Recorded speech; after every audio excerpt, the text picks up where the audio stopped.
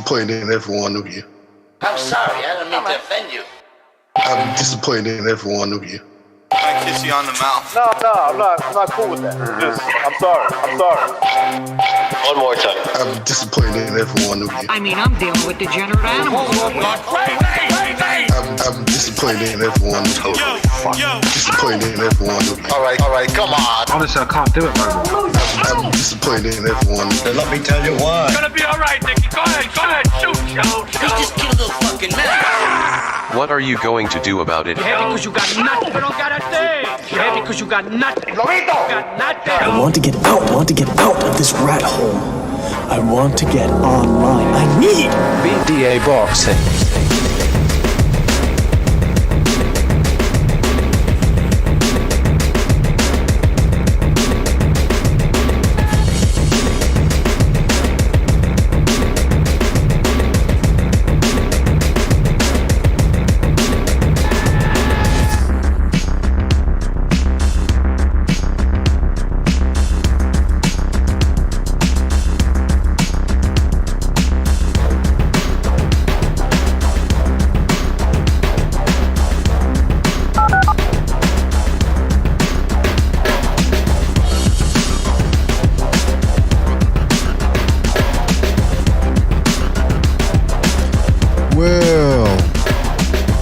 Well, welcome back everybody to another BDA Boxing Podcast, broadcasting to you live from the True North.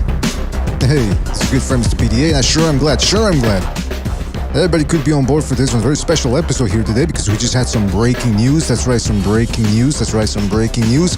I'm a little skeptical, but hey, we'll see what happens. But as you can ascertain by reading the title, there is some big news here. Big news about one of the biggest fights that people were talking about in the last couple of months. It is happening, so we're going to talk about that. We're going to be taking open phone lines here. We're going to be opening up the phone lines sooner rather than later because we didn't open them last night, so we're going to get right down to it from the get-go with that. But before we get down to the fun, fellas, let's get the business out of the way. You guys know the drill. If you want to donate a couple of shekels via the Super Chat feature, you're certainly welcome to do so. It's always better that you join the BDA membership program. That way you get more bang for your buck. But the most important thing is you continue to like and subscribe, fellas, all right? You know all about it. Crimson Inquisition, True Path of the Crimson Cross, and so on and so forth. Don't forget that you can check us out on iTunes and Spreaker at your leisure. And iTunes as well. We always try to post the episodes there as quickly as possible. Last night's episode is up there right now, I believe. So go check it out. What else we got here? Oh, yes, of course. Listen, shout out to everybody in the chat.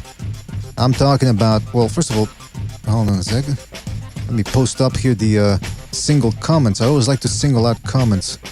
There we go. J. Cole says, BDA better warm up your computer. I already did that, man. Already done. Shout out to Mike D, White Eyes, Brown Gun, Iceman, Storm Rando, Nick Gert, what a name. Mullers27, Soothsayer in the house as well. Shout out to Soothsayer. Shout out to Rapax Drunken Company. Shout out to the Slugmeister, Slugger Sam. Shout out to King Bucho in there as well. Eric Rosas. Who else we got here? White Eyes. One Foot Out the Door in the house as well.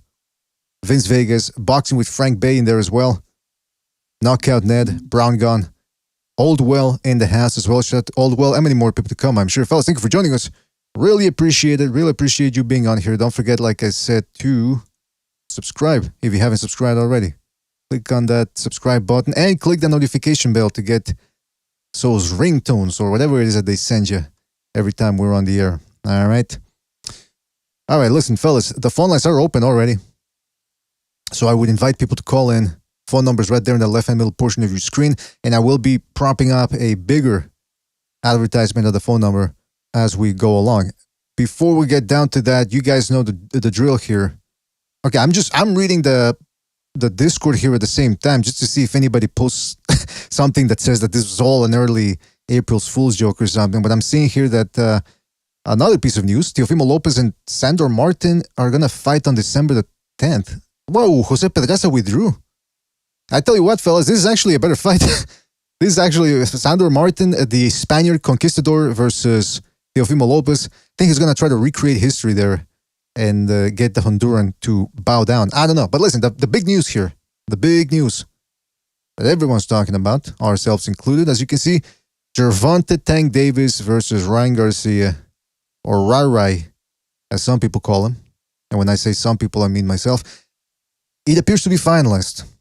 It appears to be finalized. Now, from what I can gather by reading people's comments on Discord and Twitter and all that, Tank Davis is going to be fighting on January the 10th or early January.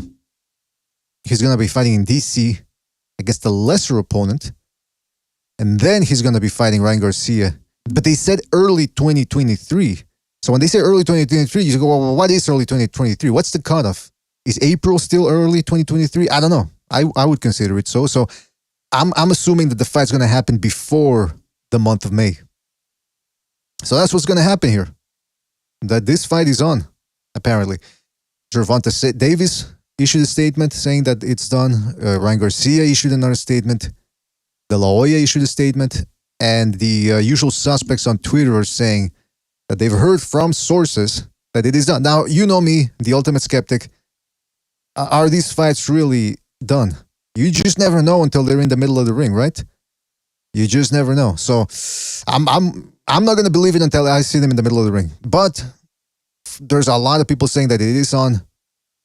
I don't know if they signed the contracts yet, because we all know what happened with Joshua Fury, although that had some exceptional circumstances surrounding it, in that an act of God intervened, and an act of God was some third-party intervener decided to throw a wrench in the works. All right. Like I said, phone lines are open. Let me invite some of the usual suspects here to have some preliminary statements about this fight, and then we'll cook with a little grease by taking phone calls. All right, we're going to do it early because we didn't get to them last night. So that's what we're going to do here. Hold on a second. I'm inviting people. Bada bing, bada boom. I don't know if Butch is going to be along here. Hold on a second. Fellas, give me 2 seconds here. And by the way, like I said, phone lines are open. Make sure you call in. Try to keep it brief because I do expect some phone calls here, a volume of phone calls. So try to tell us if you think the fight's going to happen, and then give us your prediction. And by the way, I started a poll here for this fight, this mythical fight, and let me look at it right now. Okay, from what I can see here, Davis is 67% of people are picking Garcia. 33% so far are picking Tank Davis. Now I looked at the odds really early on here. Apparently, Tank Davis is a minus 150 favorite. So he's with the bookies. He is the favorite, but people here in the chat so far believe that Ryan Garcia is the favorite. Who do we got here? We got Bucho and we got Jimmy. Fellas, thank you for being on here. Give us your preliminary thoughts, if you will, on the fight. Has it been officially announced? Well, Ryan Garcia said it's done. No, technically no. But Ryan Garcia says it's done. Tank Davis says it's done. And De La Hoya as well. Yeah, well, Tank's saying first he's got to fight somebody, then Ryan Garcia. Right. That's what he just tweeted. So that probably is Gary Russell Jr., I would imagine, in DC. Then it would be Tank. But I just saw that you had posted that he's going to allow him to go over to the zone. They're going to let Tank go to the zone. From what I think Michael Benson said that it's going to be a joint televising event between the Zone and Showtime.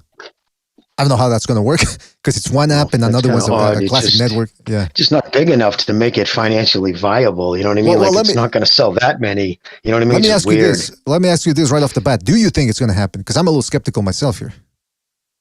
I mean, not until. I mean, I won't believe it wholeheartedly until contracts are signed and they put money down on the fucking auditorium, because I mean they've never done nothing to make us believe it will happen, you know? Well, the fact that the Zone is involved gives me a little hope, because if this was just Showtime manning the boat, I'd be like, wait a minute, PBC is going down.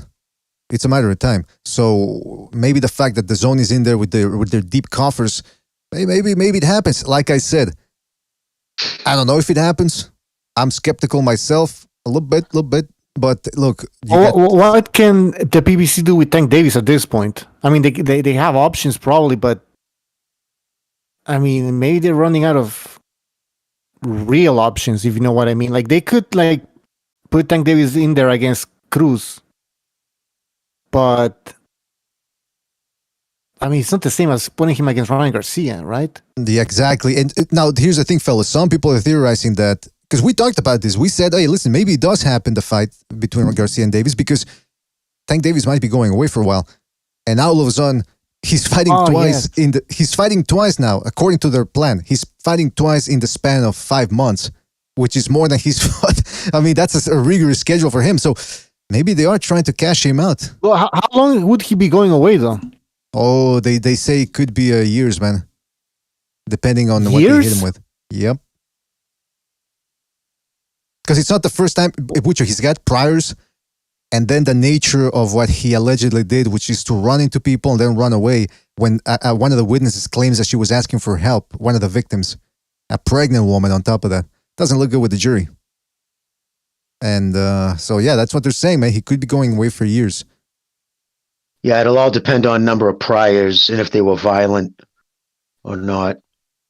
Well, I mean, Jimmy, you know, you probably would expect the prosecution to bring out that video of him choking his girlfriend, right, in front of everybody in a basketball game, or what was it?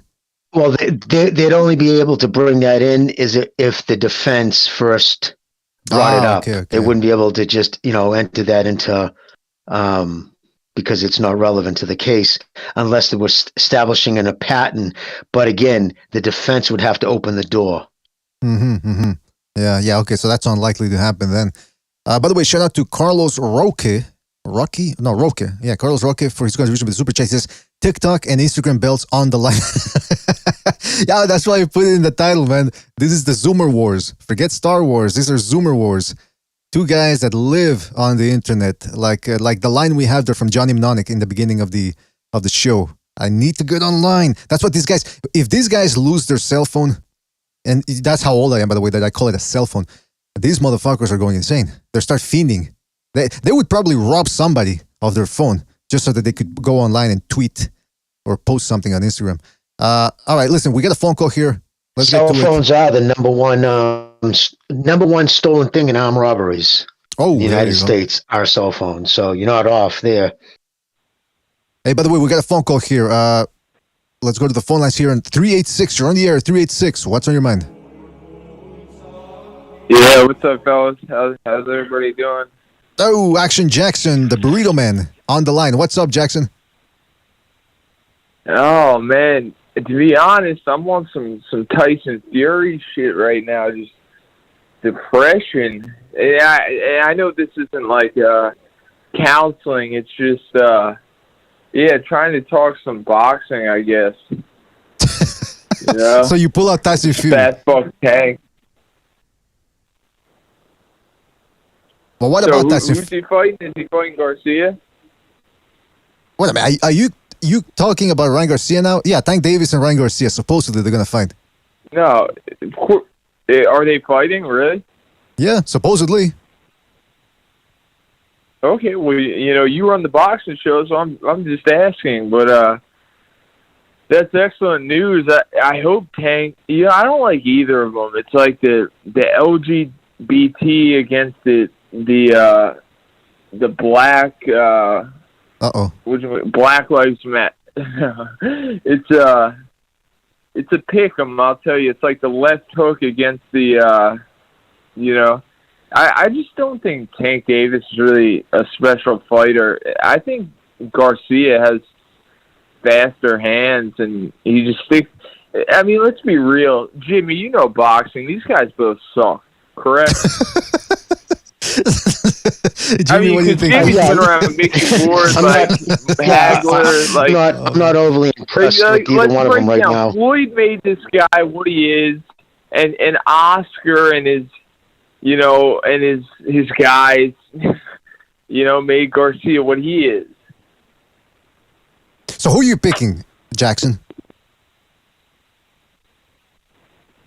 Double KO. I don't know. That would be a good, that would be a good result for everybody. But I agree with what you said, by the way. That's it's a big fight because of the names and because of the trash talking that's going to go on. And they do have an internet base that will probably bite. Anything. But that's what I was going to say. Yeah, they haven't. It's not exactly Leonard versus Hearns in there. Yeah, it's like Charlie Z versus like, I don't know. Maybe it'll be Charlie Z versus like Wilder if Tank gets him. But like, Tank couldn't even knock Rolly out, and Rolly has see BDA. Let me just make this point. I know this show is probably the most popular boxing show. All credit to you and Bucho and the fellas, but like, of course. So Tank has been hyped up, and Garcia has been. I mean, Tank was just an average. I mean, he was just a Jake Paul before he got connected with Mayweather, and Garcia might have some skills. And I want to touch on like Devin Haney and so he's like this undisputed bullshit. Like, I'm sick of it. You know what? This is even giving me more depressed because I don't think Haney's better than the guy Loma just fought. Well, listen, Jackson, I understand your sentiment and I understand what you're saying. At least they're fighting. At least they're fighting because this is going to stimulate boxing. Yeah. And if it's happening early in boxing in the year 2023, it's going to light a fire under the asses of everybody else. Because one thing a lot of these guys are, they are divas and they do act like women. And so when they see somebody else getting some shine, as they say in the streets, they go, you know what? I want a little bit of that too. I want some attention too. And then they start putting the pressure on the promoters and their managers to make these fights. So, Jackson, we got to move on to another phone call. Yeah, you're right. Let me say one more thing because I've been rewatching all like Mayweather's fights and why would you do man, that? He was overrated. Why would you do that, man? Huh? Why would you do that? You feeling? I don't know. I thought like he was Pretty Boy was a knockout artist, and you watch his fights. He's a technical. Craftsman out there, Pretty Boy. Like Floyd was he was a Devin Haney. Listen. Like him.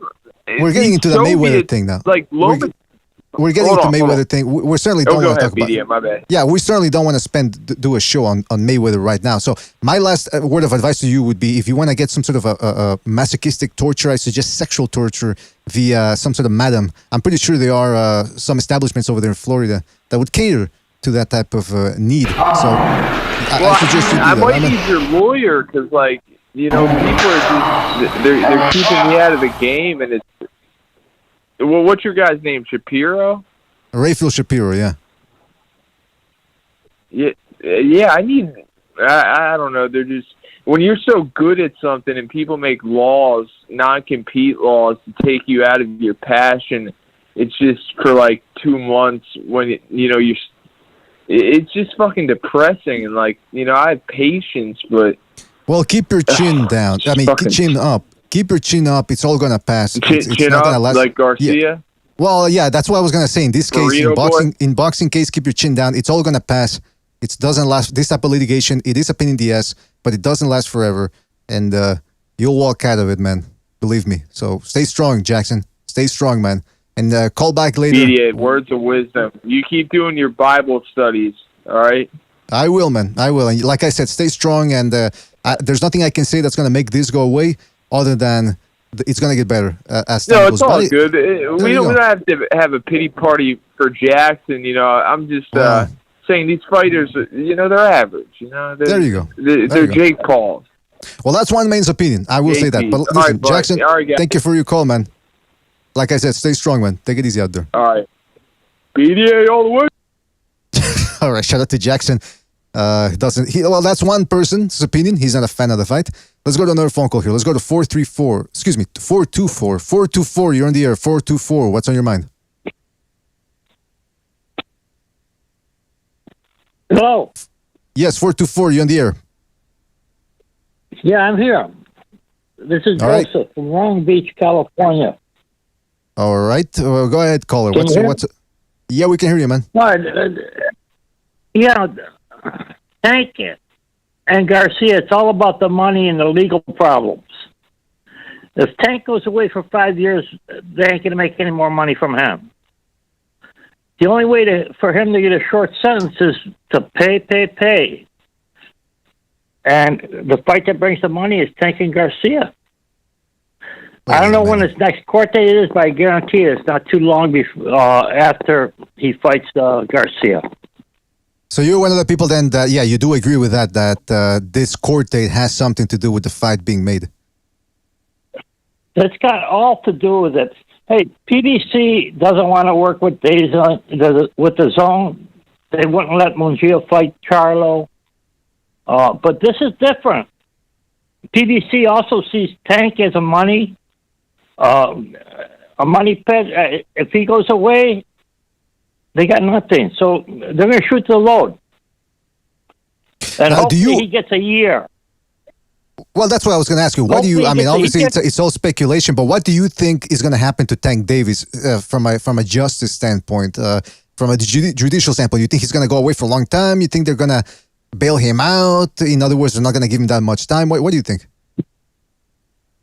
I think if he doesn't have the money, he's going to do 5 years.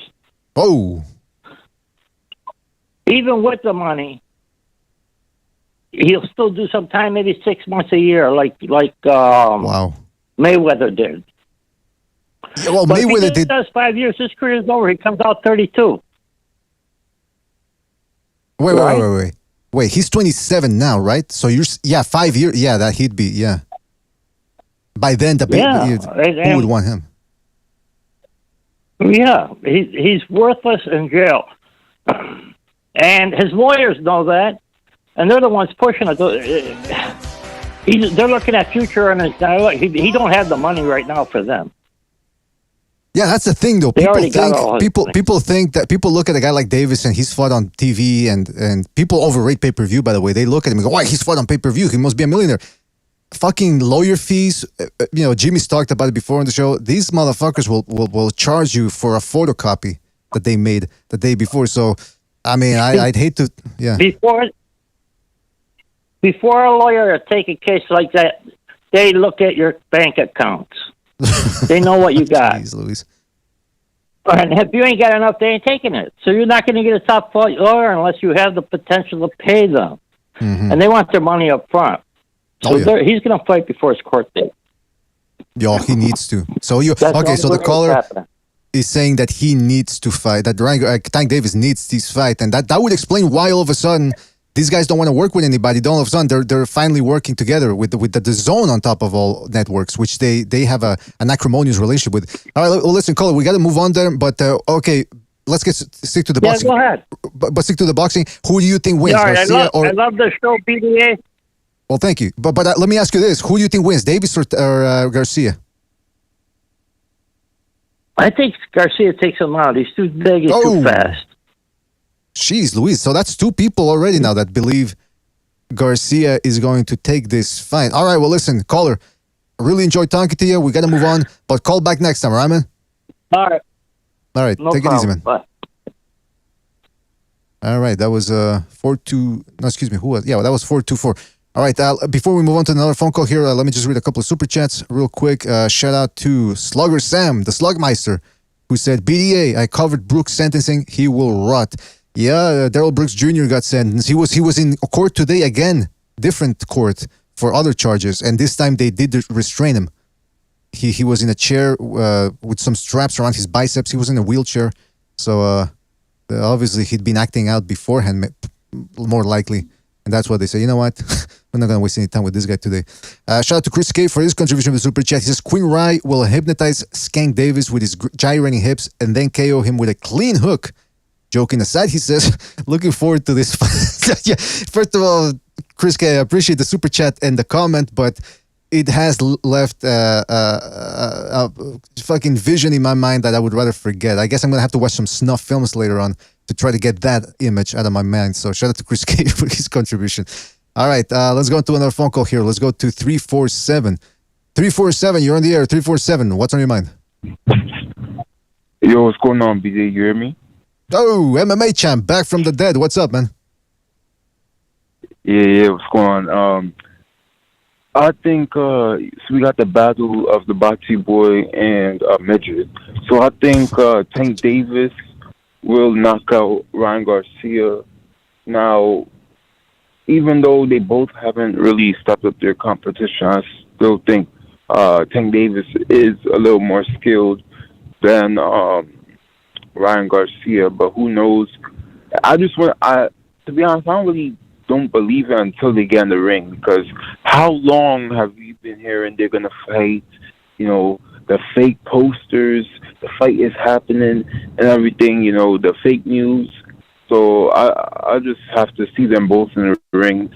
But I think it's a great fight, and I think Ryan Garcia, they both have potential, but they just haven't showed it yet. So it's kind of hard to see who's going to win. But yeah. Are you gonna buy the fight or are you gonna pirate it? This rough times. I think there's going to be a recession soon, so obviously I will pirate it. I think everybody should pirate it. But yeah, peace out. All right. Thank you for calling into your favorite racist show, man. Shout out to MMA Champ for that, man. Take it easy out there. All right, let's go to. Don't forget to hit the like, fellas. Hit the like. Hit that like. MMA Slugger Sam in the chat says, "Wow, MMA sounds older." Yeah, it sounds like he finally. I don't know. Maybe he's been killing people and drinking their blood. I don't know. All right, let's go to 480 here. 480, you're on the air. 480. What's on your mind? Yes, hello. Yes, you're on the air. 480. What's up? Yeah, so my pick for this fight will be Gervonta Davis via knockout. And the reasons I have for that is I believe he has a better experience. He has, I wouldn't say the better skills, but I think he has better timing. And in my opinion, timing beats speed every time. And I think the whole notion that Gervonta Davis has a horrible record is false in my opinion, but it's just strictly opinion and subjective. So I wouldn't be mad if anyone disagreed with me. And I believe he has a better resume than people think, is because he's fought the likes of Leo Santa Cruz, which a lot of people say that he was a weight bully in the fight. In my opinion, he wasn't. He had been fighting there before. And if a fighter, in my opinion, can make the weight, then they belong in that weight. I can think of another example, such as Canelo Alvarez, who went down to 154. In that weight class, I thought that was his perfect weight class, 154 to 160, and he went up, because he has a big frame. I think just because you have a big frame does not mean you are necessarily being a weight bully. If you can make the weight, then all rules apply. Fair game is fair game. So, all right. Well, in my opinion, Gervonta Davis.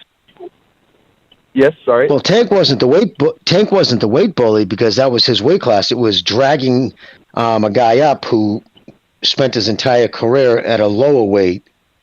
You know what I mean? Yeah, and you can say the same concept for Vasily Lomachenko, who fought at 126. Vasily Lomachenko's 5'7", and Gervonta Davis is a 5'5". It's like I said before, it all depends on the frame of a person's body. Just because they look bigger doesn't mean they are bigger. Well, there has never been an excuse for Lomachenko when he fought to 126, 130, and 135. Gervonta. He's fighting at 135 because nobody would fight him at 130. He's actually too small. 135. He's only 33 years old, and apparently he's already out of his prime. So, in my opinion, there can be no double standards in the sport of boxing. And keep in mind, I'm Mexican American. I love Gervonta, I love Lomachenko, and I love Ryan Garcia. But this is not about our subjective feelings. I think it's rather based on facts of what we should be looking at. It should be skill for skill, not pound for pound, if that makes more sense to you. Well, no, I don't know. Listen, well, go ahead, Jimmy. Sorry, BDA, go. No, go ahead. No, I was going to say, no, I believe in facts, and and that's why there's one fact that's unmistakable. Davis, since he has fought one legitimate top 10 opponent in 6 years, that's not up for debate. Well, you know what? I think that's resume is softer than silk pajamas. Yeah, I think that's going to be a big point of contention going into this fight. Well, like I've always said, just because they're let me just say something. Call it. Let me just say. Let me just say something. I think that's going to be a big point of contention going into this fight about who has the better resume, or in other words, who's had the worst resume. Because, like Jackson said, calling in earlier, both these guys have thin resumes. especially compared to a guy like Lomachenko, since he was brought up. So I think that's going to be a very good point of contention going in. But, caller, I need to know, first of all, you made your pick, but I need to write a name next to it. What do we call you? Roger 6721. Roger 6721, Tango Bravo. All right. And you guys have a great channel, and I love hearing your guys' opinions. Well, thank you, man. Thank you. I was going to ask you, though, before you go, do you think the fight happens? I think it does happen. I think, firstly, he's probably going to... I think he might fight either Gary Russell or Pitbull Cruz. And I think it's mainly the fact because he hasn't fought since May. And, with any fighter, they have rust, Ryan Garcia fought twice this year. I would have preferred if it was, Ryan Garcia this January. But if it's not, then it is what it is. We have to wait a little longer. But, fights like these, unfortunately, they take too much time. And, we saw it with Spence Crawford. They messed that up. And if they don't make this fight right now with Ryan and Tank, it's going to be another L in boxing, in my opinion. Well, hopefully it does happen. Well, listen, Roger, thank you for your call, man. And we'll talk to you next time, all right, man? Call back next time. Thank you for having me. Thank you, man. Thank you. All right, take it easy, man. All right. Hold on a second. What am I doing here? I'm okay. I'm a little lost. All right, so shout out to that caller. Real quick, don't forget to hit the like, fellas. Hit the like. Hit that thumbs up button. Subscribe if you haven't subscribed already. And don't forget, here's the phone number for everybody to call in. So make sure you call in. All right, fellas, give us your thoughts on the Ryan Garcia versus Tank Davis fight. Hopefully it happens. Some of us are a little skeptical that maybe something's going to happen, which is going to put a dent on this, or a speed bump is going to prevent this fight from happening. Let's go to another phone call here. Let's go to 805. 805, you're on the air. 805, what's on your mind? How's it going? So this isn't official yet, though, right? Yeah, I haven't seen anything saying that there was a contract signed or whatever. They're just saying it's done. That's all they said. Oh, well, it's pretty vague. They could have signed their own contract and sent the offer, and there could be no counter offer. We don't even know. Right. Yeah, who knows, man. So, okay, let me ask you two questions then. Do you think the fight happens, and if so, who wins? I kind of want to lead towards the fight doesn't happen because I think it's career suicide for one of the fighters, and the person I'd pick is Ryan Garcia. Oh. Well, first of all, who is this calling in, by the way? Amok PvP. Amok, okay, yes, all right. I recognize the voice there. So you're picking Garcia. In which manner do you think he's going to win? I'm still debating how he's going to do it, but for the safe side, just go for a decision at the moment. And the reason why I picked Garcia is because a lot of people say he has weak defense because he got dropped by Campbell, but people forget that Tank Davis got dropped by little Leo Santa Cruz, and the corrupted ref didn't count it as a knockdown. And then you got Tank being pushed back by Isaac Cruz, who's a small guy, and then you also have him losing rounds against Roly-Poly Romero. So yeah, I think the safe pick is definitely Ryan on that one. By the way, can I say something about that? People also, Roly hurt Tank Davis in that fight. I believe he was in the second round. He had him on the ropes. He threw a 1-2-1, and Tank Davis went for a takedown and toppled to the ring. He had to get up. He was complaining. They wiped his glove, so he got a good 5 seconds or more than 5 seconds to clear his head, but he was clear. If he wasn't hurt, why would the fuck did he try to go? Because you could rewatch that sequence that I'm talking about. He goes for a clinch. Romero, who's a strong guy, pushes him back, and then Tank Davis comes back with a tackle.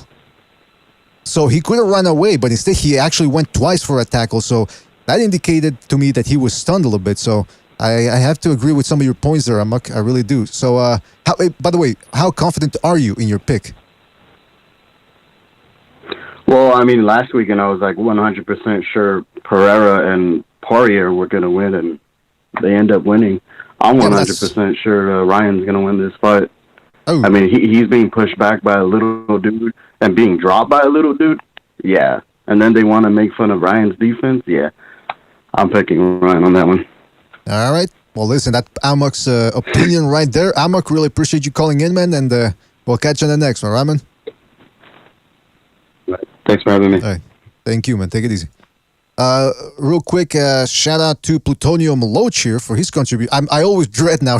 I'm dreading now reading his super chat because he comes up with some weird shit. I pray the boxing gods, he says, bless us with Ryan brutally KOing Davis. Don't care about either. I just want to hear the sweet cries and excuses from the LDBC. Well, there you go. I told you, this guy's vicious, man. Shout out to Plutonium Loach for his contribution to the super chat. He just wants to see somebody bleed and cry, man. And listen. You gotta embrace that type of dark side. That's why we watch boxing at the end of the day. People can tell you about the sweet science and the footwork now look, listen, it's two guys semi-naked hitting each other with gloves on their fists. It's about the violence. Who are we bullshitting here? All right. Well, listen, like I said, don't forget to call in, fellas. The number is right there. You can call in toll free within North America. Give us your thoughts on Tank Davis, Ryan Garcia. Now, okay, I want to continue something here about what one of the callers had said previously. Jimmy, you're saying that Tank Davis has poached from the lower weight divisions. And the caller brought up Lomachenko, which he did that once against Rigondeaux. So I don't understand I didn't really get the point, but I mean, does the fact remain that Tank Davis has indeed done it more times, or what's going on here? Oh yeah, I mean, of course he has, and that's what well, I know that Gary Russell Jr. hasn't fought. I mean, how many times has he fought at lightweight, if at all? Right? He's always fought at 126 or 130, the heaviest, but most of his career 126, I believe. So yeah, this would be the first time. So he's dragging him up to 135. It's like, you know what I mean? It's always the same fucking thing. So you need a warm up to fight, fucking Ryan Garcia, and it's crazy too. I was just spending some time cruising his Twitter page and his tweet, and just the fucking nut huggers, man. Oh, this will shut everybody up now. Everybody with the soft resume. I'm like, okay, so 6 years he fought a procession of absolute no-hopers, cab drivers, lies about pay-per-view numbers, lies about the amount of sellouts he's had. And then just people gobble it up, and yeah, it's just craziness, man. I'm just so disappointed with that kid's career, where it's gone. I was so high on him when he first came around. I thought he was going to be an exciting young fighter, but you know what I mean? He's not even targeted. This will be the first event where it's actually targeted towards boxing fans. I mean, let's be honest. There's a reason why they hold them in certain arenas in certain parts of the country, and when the fights come in, Ellerby's talking about the culture and shit on code. It's so absurd. It's fucking 12 rounds of a World Star video. 12-round World Star video. Just waiting for him to fucking knock out whatever bum they lined him up with. Because remember, Isaac Cruz, the only reason why that dude's even relevant is because he went the distance. He was a last-minute replacement for Rolly Romero. It was reported by what's his name there? Fucking Glass or Gas or whatever his name is. He said it did 52,000 pay-per-views. And then of course it came out that he said it was just a touch over 200K on a Sunday against college football with a last-minute replacement that nobody ever heard of. It's so I don't know. I can't stand. Maybe I take a lot of it out on Davis, but I can't stand Ellerby. I can't stand fucking that promotional company he's associated with. I just can't stand liars. It's bad for boxing. Yeah, it really is bad for boxing. Shout out to the Axiom for his contribution with the super chat. He says, I'm hearing Edwin de los Santos versus Tank. If that's true for January, is that too big of a risk? Is Edwin de los Santos the guy that just beat Rayo Valenzuela? He's the guy that pulled off the upset, I believe. Then if so, that is a dangerous fight. Axiom, I would agree with that. Shout out to the Axiom for his contribution with the super chat. And yes, hey, listen. So, like we said a couple of episodes ago, and Jimmy just said that as well today, some people are saying that he's going to drag, Gary Russell Jr. up to 135. Some other people were saying that it was going to be Abner Mares, but apparently Mares himself said that ain't happening. So, remains to be seen. They're going to have to announce it sooner rather than later, because they're saying that fight's for early January. We're already past the middle of November. So they're going to have to announce it, I would think, within the next week, maybe even tomorrow. after they dropped this big news bombshell here. By the way, I mentioned the odds for this fight. As you can see here, it says, this is according to Google, the first results here. Tank Davis is a minus 195, the betting favorite in a fight against Ryan Garcia, who is plus 150. Minus 195, correct me if I'm wrong, isn't that just pretty much 2-1? When it comes to the odds? Fellas? They left me all by my lonesome here. I'm sorry. Yeah, sorry, dude. I can't get my phone won't unmute. Jimmy, I'm getting tired of your excuses, punching man. the goddamn button. You're gonna have to. Yeah, man. I'm dropping the ball big time. I will sorry, buddy. I will PT you till you drop. What? Beat me with a rubber hose. What's the question? Yeah, the question was, they say that Tank Davis is a minus 195 betting favorite. That's pretty much 2-1, right? When it comes to odds, or yeah. Okay. I believe so. Yeah, right around there. Yeah. Well, let me ask you. I mean, this, he should be. He was a world champion before fucking Davis turned pro. I mean, before this kid turned pro. I mean, he's taking on a kid again. Like they'll be on pay-per-view. He's going to be wiling this thing up. And if you really look at it, though, you're talking about Ryan Garcia. His biggest name is probably one of Lomachenko's weakest opponents. And, a good, soluble, serviceable fighter in Campbell. But that's it. That's it. Other than that, before the Campbell fight, he was a prospect with a lot of questions about him. So in my book, he's still just a contender. So it's like I'm not going to prop a guy who won a world title 5 years ago for fighting a contender 5 years later. It's just, I'm not going to get caught up in all the fucking hoopla over it because it's embarrassing. You should be fighting Haney or Stevenson or Loma. Well, you should have fought Loma years ago, but yeah. Well, listen, I'm telling you, listen, this was a fight that people wanted to see. So let's take a look at the silver lining. At least that's the way I'm looking at it. If we take a look at the silver lining, what do we get? We're going to get a good event. People are going to talk about it. It's going to rile up a lot of interest, especially for us here on YouTube, in the boxing YouTube community. There's going to be a lot of drama, which we always enjoy. You got two guys that got quick hands, two guys that can crack. Ryan Garcia has been fighting more aggressively, although I don't expect him to fight as aggressively against Tank like he did against Javier Fortuna. Nevertheless, they're both guys that can flash some good speed, some good power. They're undefeated. They're hungry, which is not something that I can say for Terence Crawford and Errol Spence. Errol Spence certainly seems to be thirsty, if you know what I mean, for a certain liquid. But these guys are at least... I'm looking at the silver lining. Yes, it's not the number one, number two lightweight in the world fighting for all the marbles, but it's pretty close. And the winner gets to...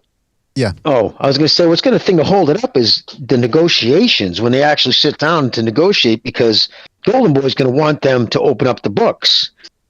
You know what I mean? Because again, the reason why lying, like people say, why do you care about them lying about pay-per-view numbers? Because it means everything. It has an effect on everything. You're sitting down in negotiations. I sold 200,000 plus pay-per-views against this complete unknown. That's how big I am, right? And then when you open up the books, you sold 52, you fucking liar. So because remember, that's the position Davis's people are going to take. They're going to go by we're selling out arenas, even though they're papering up the tops of the arena when they can't sell it out. They're calling it a sellout. It comes down to this. They know his fans, by and large, are either dumb and they don't do a fucking smidgen of research to see if they're lying, especially if I was carrying water for a fighter and somebody's like, oh, this dude's lying about his sellouts. Really? First thing I would do is go and check. But you see the same fucking people who get told with, people will set up, show the pitches, here's the arena, capacity for boxing, 21,000. He sold announced attendance was 14. I mean, it's a third empty, for the love of God. You know what I mean? It's not even close to being sold out. And you'll see the same fucking zipperheads a month later saying the same thing. Fucking Tank sells out arenas. So then you step back, you say, okay, so clearly it's not even about boxing. It's you living vicariously through this fighter or whatever motivates him. So for those reasons, without a doubt, I would say the most obnoxious fans, far more obnoxious than Garcia fans, is Tank fans. Because I've been seeing them and listening to them for years. For those reasons, I'd be pulling for fucking Garcia. the Garcia fans, a lot of them, which are really, some of them aren't boxing fans. You know, we're talking about the Instagram crowd, the Twitter crowd. Those guys are mostly very festive people, if you know what I mean. Girls just want to have fun. But the Tank Davis fans, yeah, they're the ones that are the definition of toxic. These guys just want drama. They want to shit. It's like Gonzalo says, you give their guy credit, they're not satisfied. They just want, they're very envious people. Nobody can get any shine other than their fighter. And we know what that's about because they're living, like you said, through their fighter because they share the same skin color. We got more phone calls here. More phone calls. Before we get to them, shout out to Ed Perez for his contribution to the Super Chat. He says, I believe if the fight happens, Ryan will hurt Tank and Tank will just run like he did against Cruz. Ryan wins on the cards. Well, let me write that down because I'm writing down predictions from the get-go here. So shout out to Ed Perez for his contribution. He believes Tank Davis will run around the ring as soon as he tastes Garcia's power. Hold on a second. Garcia will have Tank on the run. All right, shout out to Ed Perez. Let's get down to a couple of phone calls here. Don't forget to hit the like, fellas. Hit the like, hit the like, hit the like, hit the like, hit the like. Really helps us out, all right, fellas? Let's go to 909. 909, you're on the air. 909, what's on your mind? Hello. I think that it'll be hard for Ryan Garcia to land body shots on Tank because just his size, and then with Mario Barrios, it was kind of that he couldn't land the body shot on him, so he had to headhunt, and he was showing a lot of good head movement in that fight. But I know Tank has a good chin, unless like Ryan breaks his hand on him or something. I see it going kind of like Duran, Hearns, where he just gets like laid out at a certain point, but not knocked out all the way. But like he gets knocked down like once, and then it goes to decision. Well, if they have the same referee, who was it? Kenny Bayless? Who was the guy that stopped the Tank Davis versus Romero fight? That guy just didn't give Romero a chance. We wanted to see him laid out. But he just told him, take a step. Romero did take a step, and all of a sudden the guy goes, nah, sorry, you're done. But hey, by the way, he was definitely on wobbly legs, but he did stop it quick. Yeah. Caller, what do we call you? What's your nickname or name? Mayo. Sometimes I call him. I also think that some of Tank's victories aged well. If he was more active, then I would kind of have no complaints. Like, if he fought like Isaac Cruz, which was like a sleeper hit, and then he had like a fun fight with Rolly Romero, and then I don't know if he's gonna fight like Gary Russell or someone, then he fights Gary Russell, like I'll be like, that's a good year. I don't know. And then Ryan has like a year off at the same time, and he fought like Tago, and then he fought Fortuna, who lost to Jojo Diaz, and it's like, I don't know, it's a toss up for me, but I think Ryan has it just on size and speed. All right, there you go. Anything else you want to say, Mario?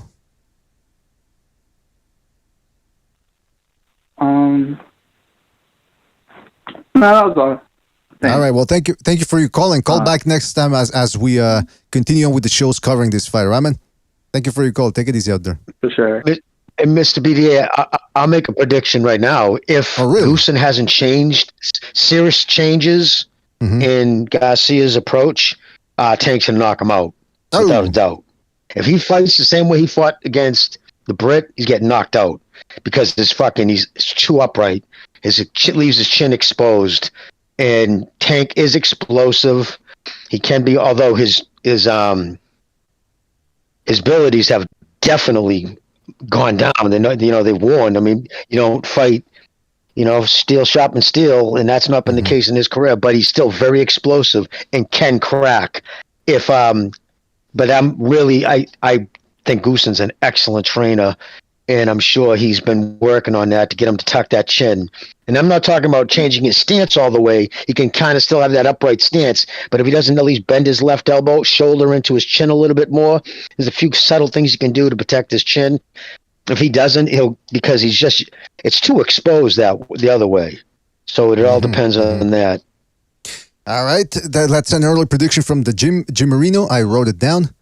Let's go down to another phone call here. Let's go to 562. 562, you're on the air. 562, what's on your mind? Yeah, you guys hear me? Yes, we can hear you, man. What's up? What weight are they fighting at? Is the first thing I want to know. Have they announced that? Yes, good question. 136, a catch weight of 136. Yeah, catch weight. Okay, catch weight. Like you were just saying, Jimmy, Goosum's a great trainer. I watched his commentary against Ruiz, and who's that big Cuban guy called again? What's his name? Talking about Frank Cuban Sanchez? fighter, Andy Ruiz just. Oh, you're talking about Luis Ortiz. Yeah, when I was watching Goosum do the commentary, he's talking about approach to fighting. You could tell that dude knows what he's talking about. So I trust what he's going to do with Garcia. It's going to be the right thing, but I don't see Tank walking Garcia into a shot. I think Garcia is just going to stand in the middle and let Tank circle him, but I think Davis is just going to get him a 6-round TKO, my opinion. Oh, you want to repeat that? Sure. I think Davis is going to get him in a 6-round TKO. 6-round TKO. I'm writing it down. What did you say your name was again? I'm Tom. Tom. All right, Tom, I'm writing that prediction down right off the bat. How confident are you in your prediction? Dude, Garcia looks better in his last fight, that's for sure. But I just don't think he's on Davis's level. This is the smallest fighter he's going to fight. Davis is very explosive. I don't see him walking him into a shot, but he's just going to catch him at the right moments. And he's going to know that check left hook is coming at any moment. He's not dumb, Davis. He's going to, that's his best shot he's got to protect against. So I agree. don't see anything but him winning. Yeah, I agree. I don't think he's going to try to walk Garcia down. The only reason he would do that is if he feels he's behind on the court. What else can Joe Goosum get Ryan to set him up for? He has a great left hook.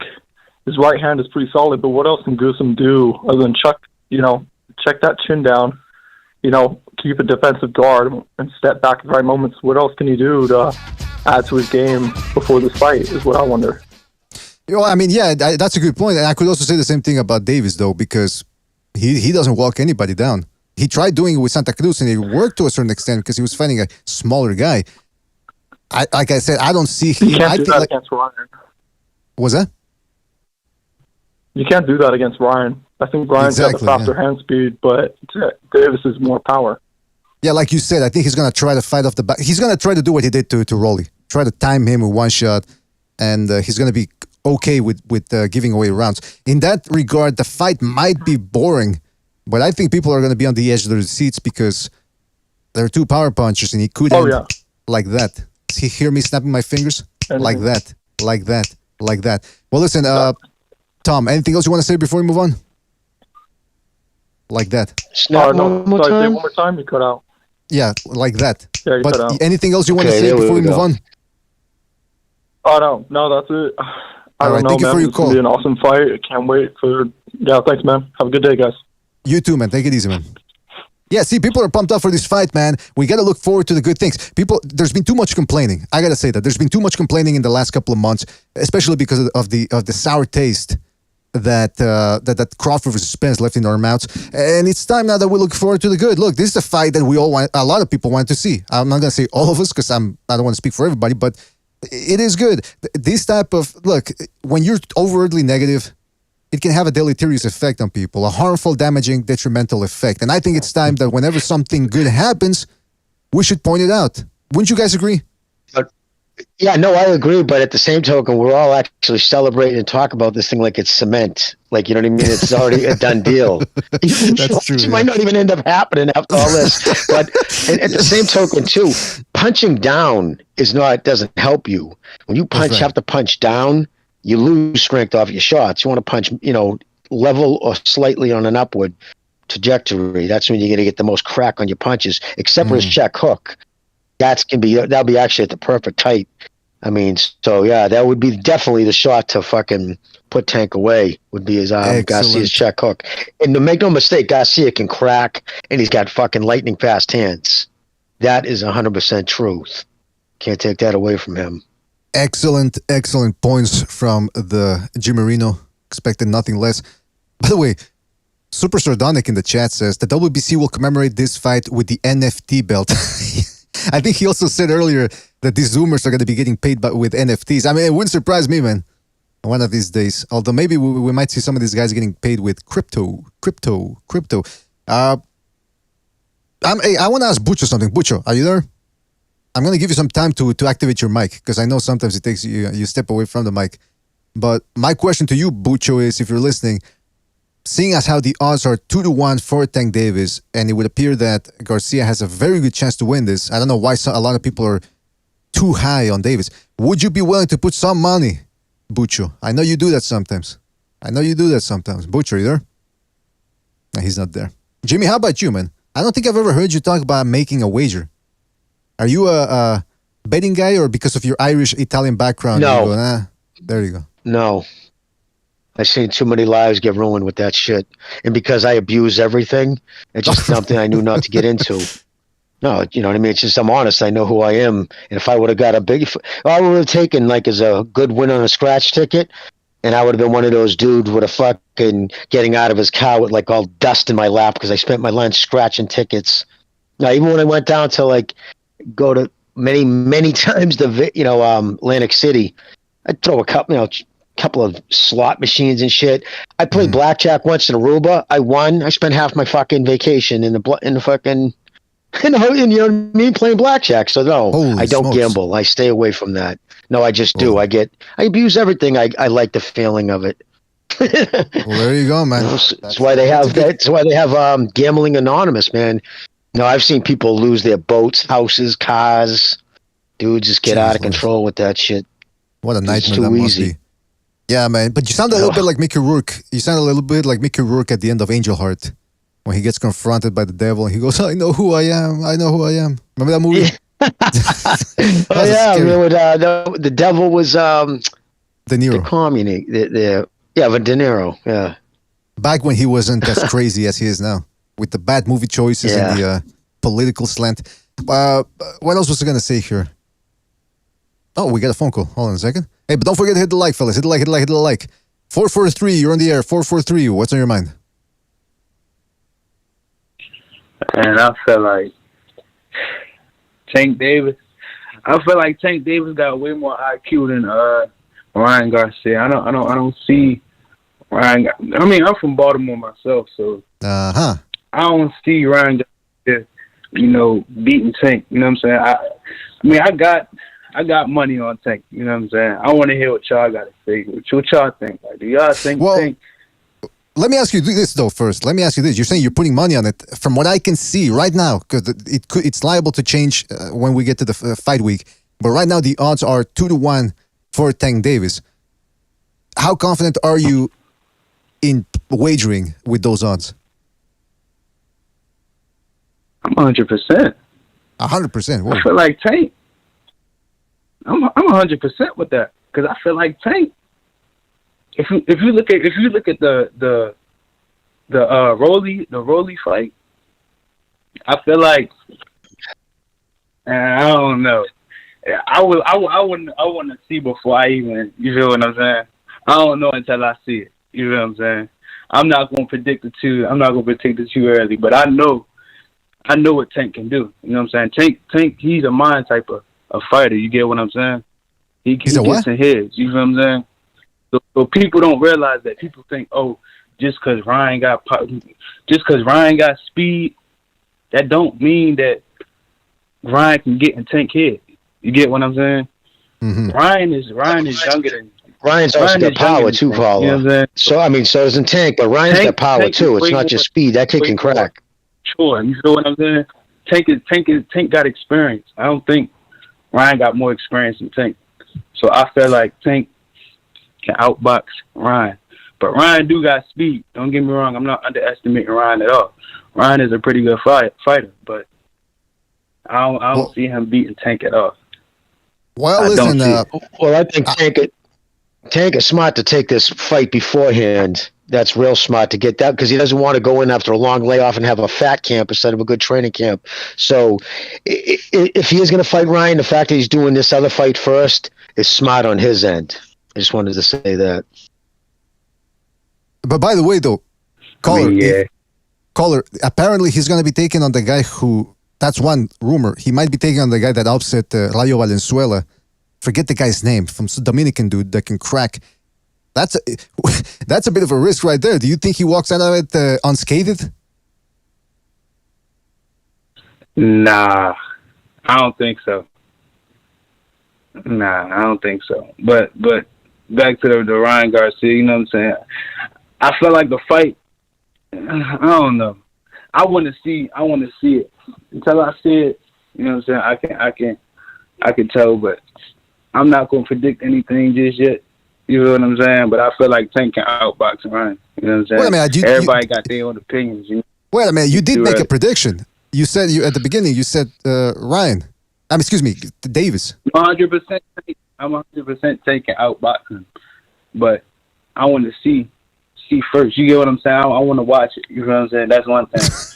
But I got money. I'm a little confused. I'm a little confused. You're saying you want to see the fight after the fact, though. Yeah, that's what Maybe I'm confused though. Maybe I'm mishearing. But you're when you say you're gonna make the determination, you gotta see it. You're talking about the fight being signed first. Say it again. You're talking about you want to see the fight being signed first before you make a pick.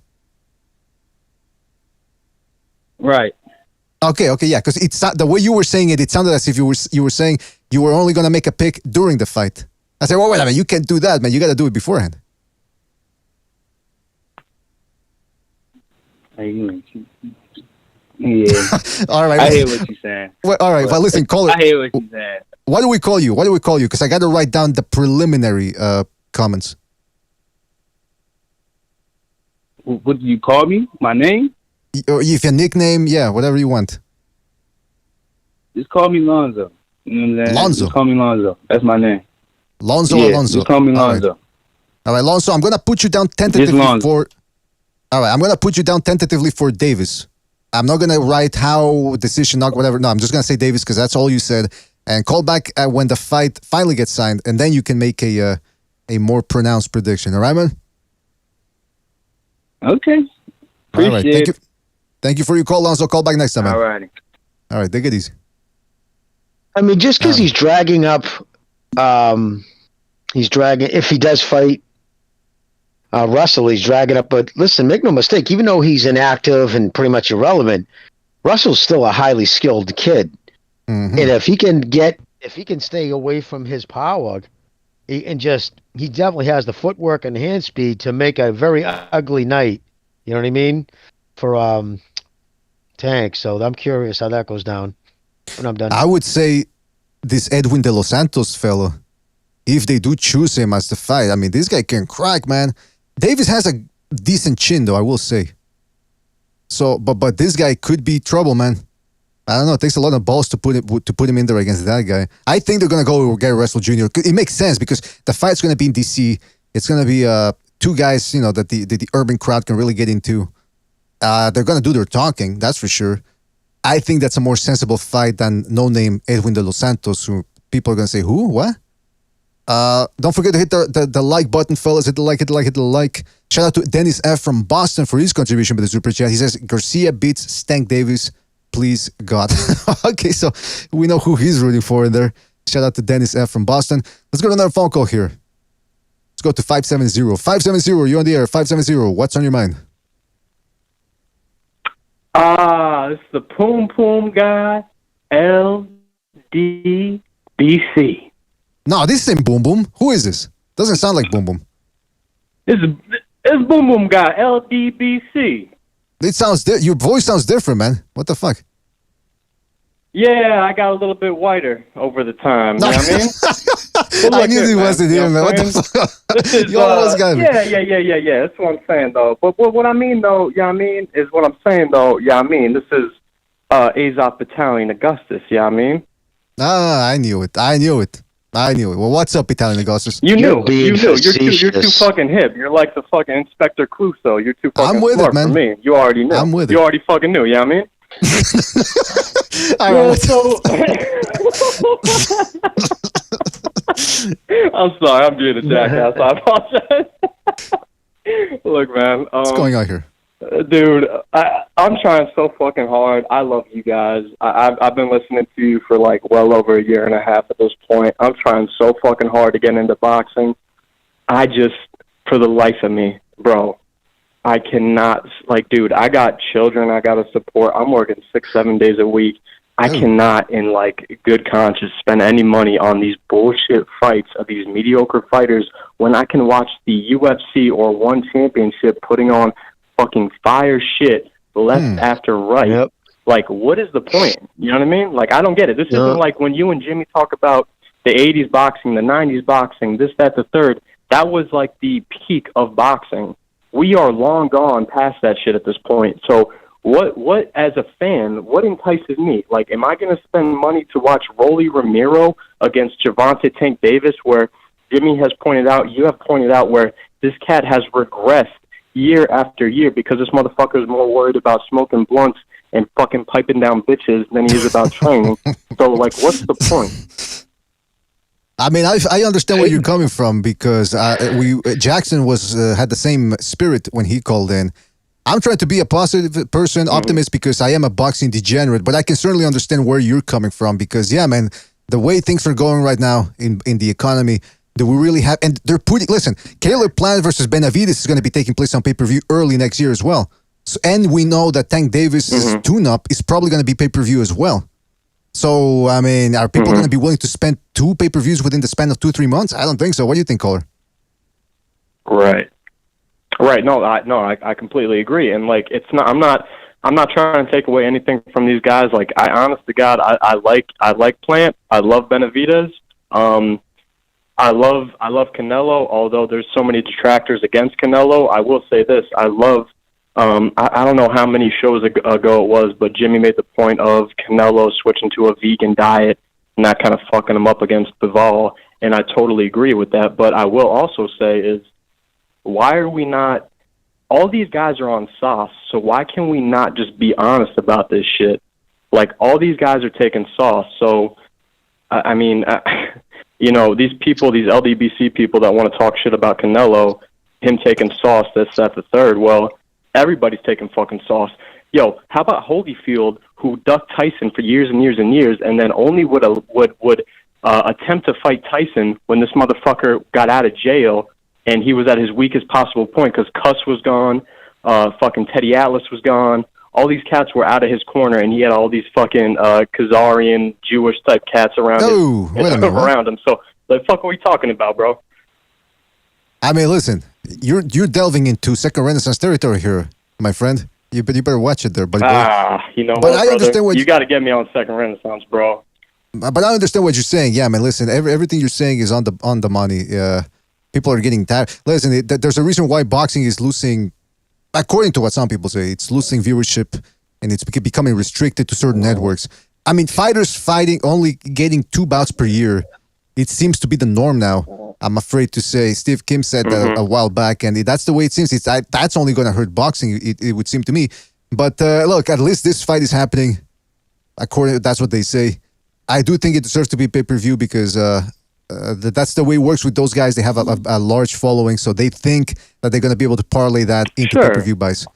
So I guess listen. Yeah, they got platforms, man. Like, you know, like Davis. And I apologize for cutting you off, but Davis has got a platform. He's got all those people behind him. Ryan Garcia's got the whole LGBTQ community behind him. And you know, look, man, I'm not gonna lie, bro. I will watch the fight. Am I gonna pay for it? Fuck no. I'm gonna go on fucking Metstream, Crackstream, whatever the fuck it's called. But wait a minute, yo, like, what is the solution for boxing, bro? Like, how did they get to the point of MMA where, like, there is not an MMA card where I do not miss, whether or not it's one championship or UFC or Bellator. Like, I will tune in for that because those guys, they do not duck, like, they force guys to fight each other. So what is the solution? Do we have to get rid of these, like, Don King-esque people, or, like, what is it? I mean, listen, I think it's the tribalization of networks. It's alliances to networks. So when these guys are signing with, first off, thanks for the call, man. You're a good caller. You should call in more often. But when these guys sign with a promoter, promoters then have deals with certain networks to show their fights. So these are alliance to networks in lies the politics, but nobody pushes it worse than Showtime and the PBC. Listen, Steven Espinoza 2 hours ago tweeted, "Done deal, it's on." All credit to Tank and Ryan. Lots of obstacles along the way, but they both stayed the course to give the fans what they want. But he doesn't put a date, and he doesn't say on what network or what, you know what I mean. So, which is done deal, but not have the date. That's kind of vague. But to what you said the other, to your comment about, most young guys, boxing's losing them to MMA because they are giving guys what they want. Giving the sport what they want. But the other day he tweeted something, and then when somebody made a comment about, you're fighting Gary, I don't know if you guys happen to see his, right here. I don't, this is what Davis tweeted. I don't know about you, but I'm going to deliver.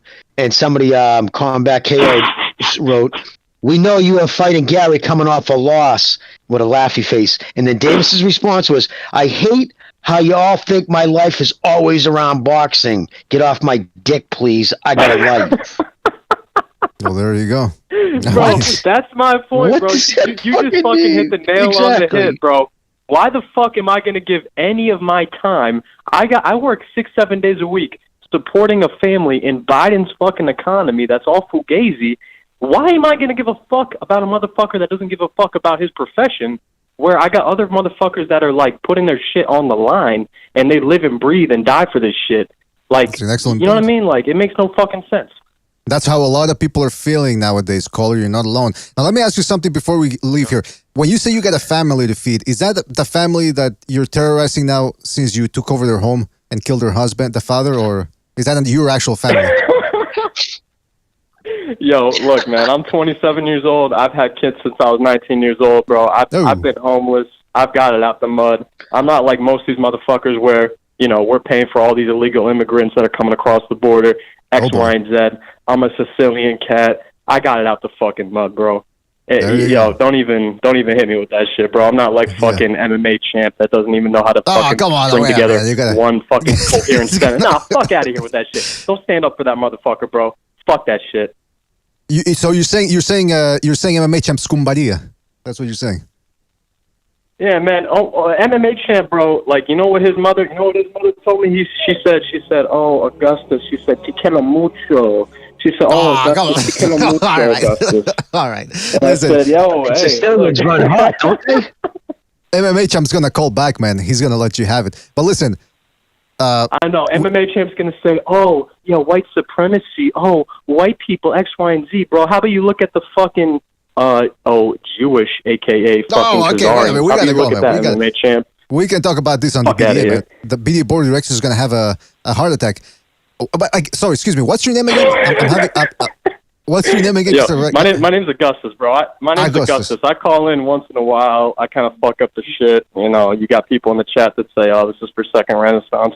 Whatever, man. I call in when I can. I appreciate you guys. You guys got a shit ton of knowledge, and I'm trying to get into boxing, and that's all I got. All right. Thank you for your call there, Augustus, and shalom. All right, man. Take it easy, man. Yeah, I appreciate it, brother. No, fuck out of here with that shalom. No, renege that. All right, man. All right. Take it easy out there, man. Thank you for calling in, man. All right. That was man. I gotta agree with what he said, though, man, about how people in this economy right now, and the temptation of pirating these fights is just too much for a lot of people, especially when there's 2 pay-per-views every 2 months. Some people could say, well, the UFC does that. Yeah, but the UFC, like he said, at least they're delivering to their fans. And again, it's apples and oranges to a certain extent. But nevertheless, the point still stands. Those guys are giving fans what they want. Boxing takes a while for us to get what we want. Let's go. Hey, by the way, don't forget to hit the like, fellas. Hit the like. Let's go to another phone call here. Let's go to 773. 773, you're on the air. 773, what's on your mind? I ain't got shit to say but turn up on these bitch-ass haters because they act like I don't know about boxing. That's what they keep saying. They say, I don't know nothing about boxing. Kevin from Chicago doesn't know anything about boxing. But I do know this. Go ahead. Ryan Garcia is a little twink. That's what I know. A little twink-ass bitch. He's about to get knocked out. Fact. Fact. Factoid. This Fact. This dude got put on his ass by that limey. He got put on his ass by the limey. What do you think Dave is gonna do to him? It's gonna get ugly. It's gonna get ugly fast. Well, okay, so, but are you looking forward to it then? Are you gonna be buying it and everything just to see your prediction come to fruition, materialize? Yes, I am looking forward to it because Garcia, I like how he talks shit. He talks shit. He gets you interested. He's not like a boring. These other fighters, you think all they got to do is walk in the ring, or people will show up. Now Garcia, he's got a personality. He gets people invested. And that's half the battle. So I will be tuning in, and I'll be very intrigued to see the outcome. But I don't think it's going to end well for Mr. Twinkster, Twinkie dude, Twinkie. Well, listen, I wrote your prediction down, Kevin. Let me ask you something else too as well. I know you're more of an MMA guy. How big an upset was the Brazilian guy who walked out of the jungle against Adesanya?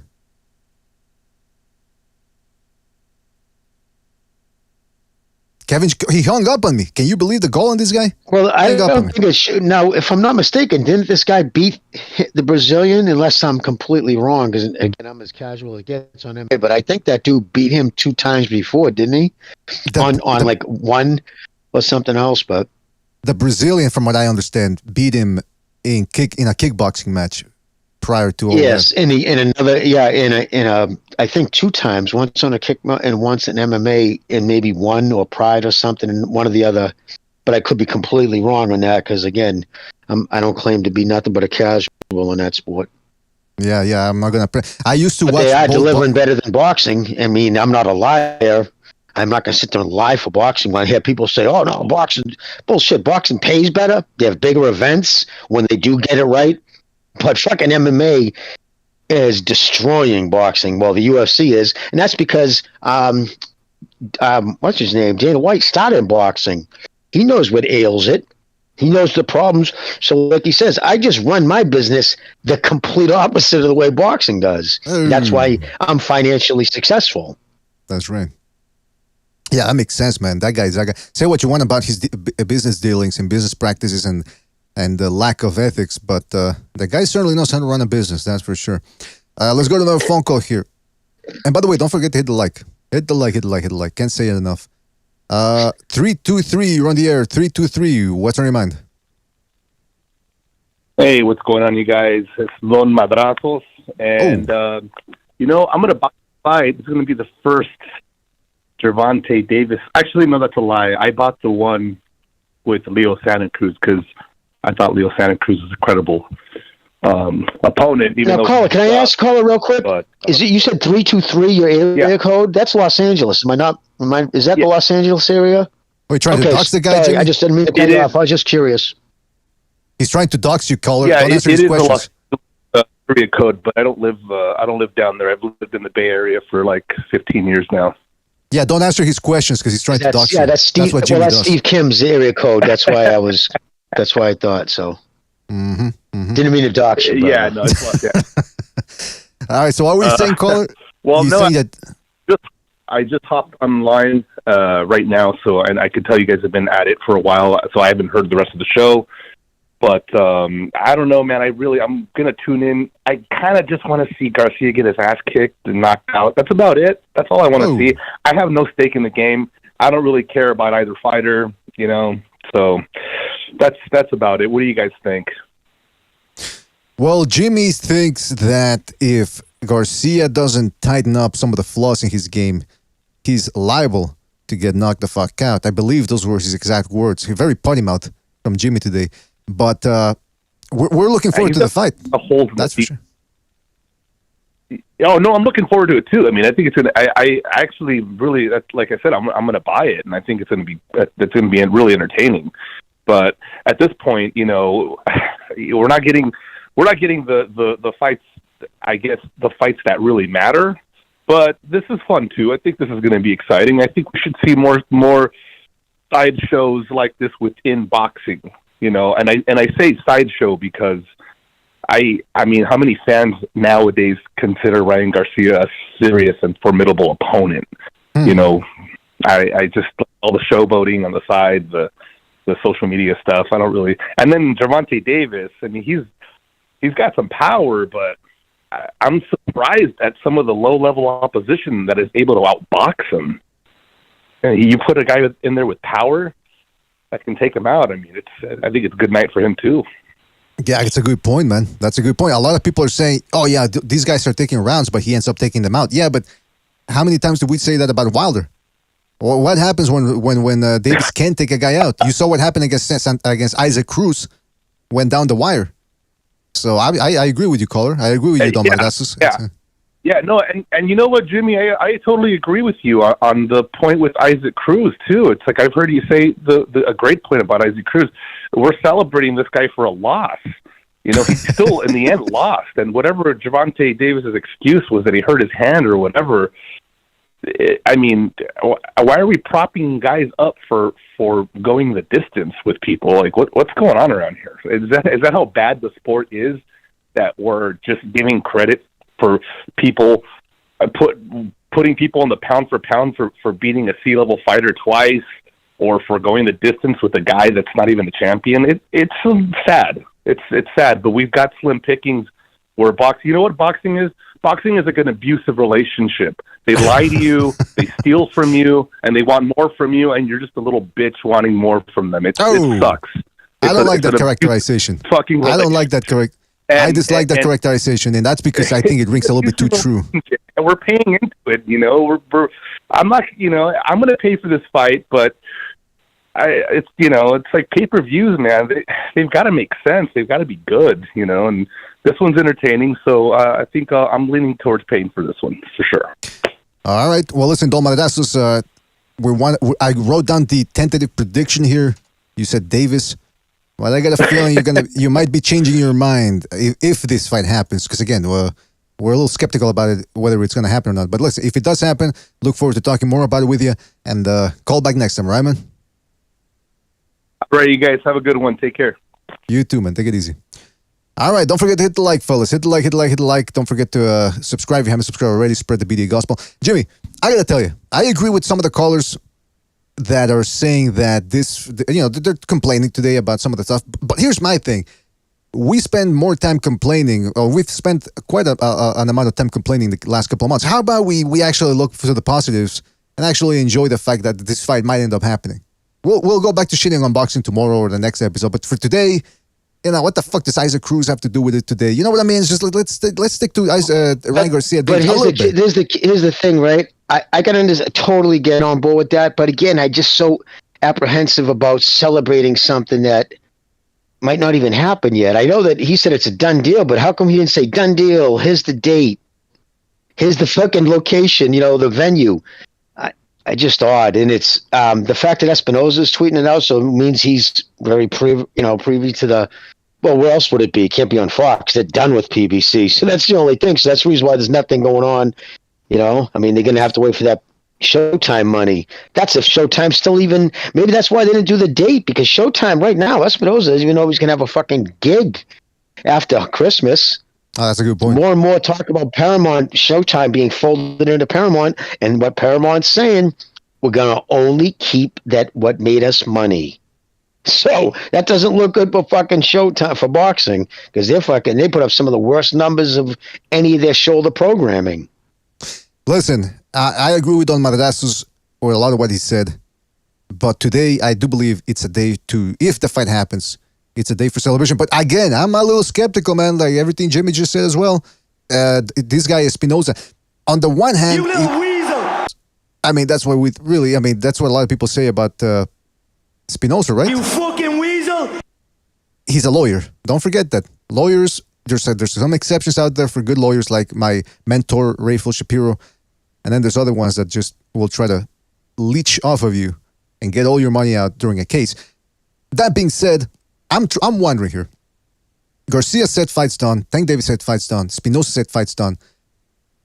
People are already angry with some of the fights not happening. If they lied and they're just trying to get people stringing them along to promote other fights, and then the fight doesn't happen, that's gonna be bad for those guys. It's like they're throwing shit in the fan and standing in front of it.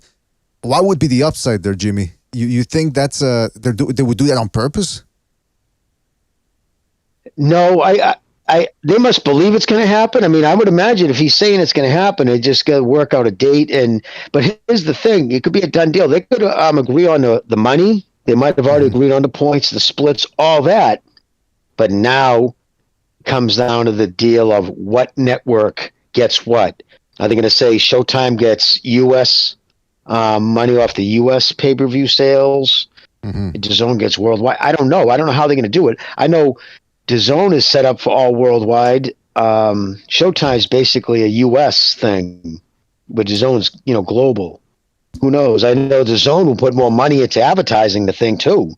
With your Showtime, again, they have 35 million subscribers. They're doing like Bettavita's last fight. They had 280,000 people watch it. So where DAZN can advertise, they have the money anyways to do it cross. I mean, they can go and advertise on ESPN. They can advertise on major cable. We'll see. I'm curious to see how this goes down. Again, I'd happy for the fight. I don't know if I'd be excited for it, but I'm not going to sit there and give. It's not going to wash away fucking 5 years of him fighting cab drivers until he fights another world champion, which what he was at one point, which he got his first legitimate world title 4 years ago. Or five, no, did he win a world title off that fight against Pedraza? Was that an actual title or a junior title? That was 6 years ago, and I think it was one of those real titles, not the super version or whatever, or the other version. It was a real title 6 years ago. And so, again, happy about the fight happening? Yes. But at the end of the day, he's fighting a contender.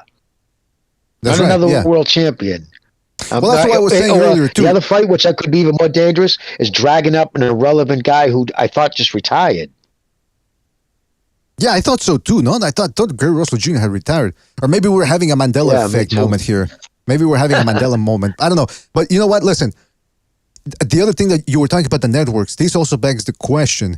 It's going to be, from what they're saying, it's going to be a joint production between DAZN and Showtime. Now, if they do it via conventional pay-per-view model, they're going to have to split the profits with the cable company.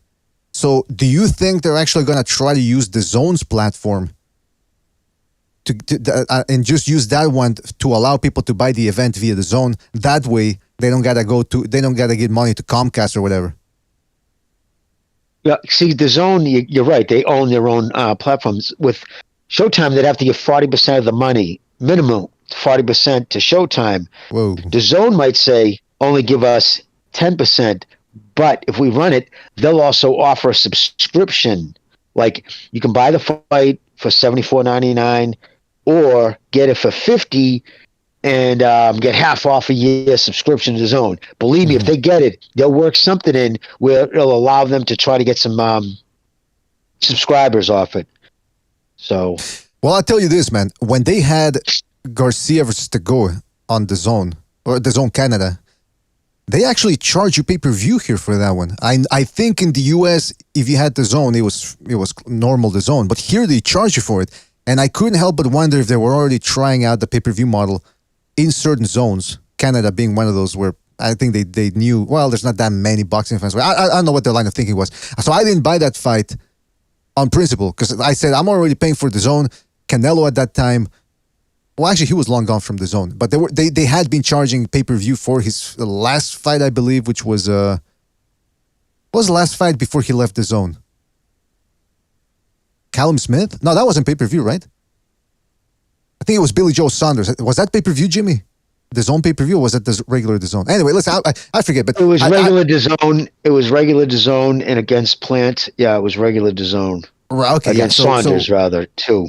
Okay, good to know. So, but I was at that point. He broke the indoor record by 73,000. Good for him, man. But what I'm saying is, I wasn't willing to pay for Ryan Garcia on pay-per-view, DAZN pay-per-view. But like you said, that's what they might offer. I think that was like 20 or more than $20. I don't know what it was. So that makes sense. That's probably what they're going to try to do because they did that with Golovkin Canelo 3. They said, all right, listen, we'll If you get the subscription, it's gonna be 60 something, I think. But if you don't, then it's gonna be 80. I think it was something like $80 or more. So I have to assume that that's what they're gonna do here with this fight. The other thing is this: you have to also assume that they've worked out a model to make money off of this, right, Jimmy? Because again, this isn't Crawford Spence. These guys are guys that have a larger following on the internet, and I know that doesn't always translate into boxing, but I have to think that they're trying to parlay that into the boxing audience, right? Why can they do that? Like, how much do you think they're going to have to? First of all, how much do you think Garcia and Davis are going to make in this fight? Well, I would imagine $3 million each guaranteed, somewhere around there, probably 3 to 5, no more than that. And again, they can say, all right, Garcia has how many million of followers on Instagram? He's got like crazy amount of followers on Instagram. But that doesn't, we don't know what he does in sales and boxing. It's kind of an unknown. That's a good point. Tank has had pay-per-views, but they've absolutely lied to the public on what they are. Did he go to Golden Boy? Okay, this is really what he does. So if they're agreeing on the money, I'm curious about the financial. Put it this way, if the financial split is even close to 50-50, guaranteed, that's like admitting Tank's been lying about his pay-per-view numbers. Because why would it be? If Tank's been selling 250,000 pay-per-views and this kid over here has never even had a pay-per-view fight, why would they have 50-50 money? Yeah. If this kid's a world champion, this guy's a contender, why would they have 50-50 money? Excellent point, Jimmy. Excellent point. I mean, look, by the way, I wanted to ask you something too. But before I do that, hit the like button, fellas. Hit the like. Haymanites was saying something about that because you and I did that video about Tank Davis pay-per-view numbers, and you pretty much broke that down or went into more detail about what you just said about those pay-per-view numbers and whether the veracity is factual. Haymanites was going after Dan Rayfield today, I believe, and he said that when Rayfield was over at ESPN, he treated people like shit, especially YouTubers, and that now that he doesn't have a boat to float on, yeah, that's why he's sucking off the PBC a lot because he wants a lifeline. How have you heard anything about that? Like him treating people like shit when he was at ESPN, or what happened here? Yes, I've heard the same thing. And again, it was Haymanites who told me in a DM. So I asked a few people, and they said, "Yeah, it could be tricky, especially YouTube contributors. Like you see guys down in the pit who just have YouTube, but they got credentialed, but they're not with a major thing." And Rayfield would walk in because he goes right to his table up front, you know what I mean, at the ESPN spot, so he's going to be ringside, and just, he was cocky. I've heard that. Wait a minute. He was very cocky. So the problem is that he was in the front blocking everybody in the back, or?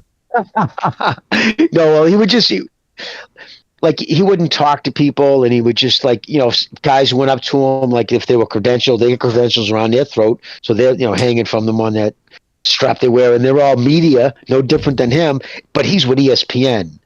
You see what I'm saying? So because he was with ESPN, he had 100,000 fucking followers on Twitter, or if not more.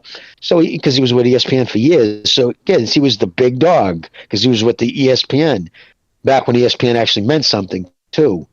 Right. But since then, now he's on his own Substack, writing on Substack. He needed access. He wanted access to PBC fighters. In order to do that, he have to lie. Now think about this. He knew that the pay-per-view putting Davis versus Isaac Cruz on as a pay-per-view was so ridiculous. He actually tweeted out in a poll, who's going to be buying this fight? I think the answer to the poll was 7,000 people. No, he actually did that. And Ellaby responded to him. How come I never seen you do this with any other pay-per-view?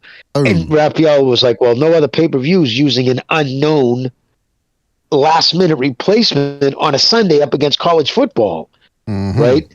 And it was, I believe, 7,000 to 9,000 people took it, and it was 97% no, I will not buy it. All right, so it was almost exclusively no, I'm not buying it. So the first report of the numbers was by Richard Glass or Glazier, who has been just the fact that what he said about Wilder's numbers against Helenius that Dan Raphael then went on to say, no, he was right that he did 77,000. I got the same number. So that's now he's been verified twice, vindicated that the numbers he gets are legit. And nobody ever denies the people he says it about. Anyways, he's the one who said right away within 3 days that pay-per-view bombed and only did 52,000 for Cruz. And at the time, Dan Raphael, I believe, either retweeted it or quoted it. Fast forward a year later, he's tweeting out that it did just shy of 225,000.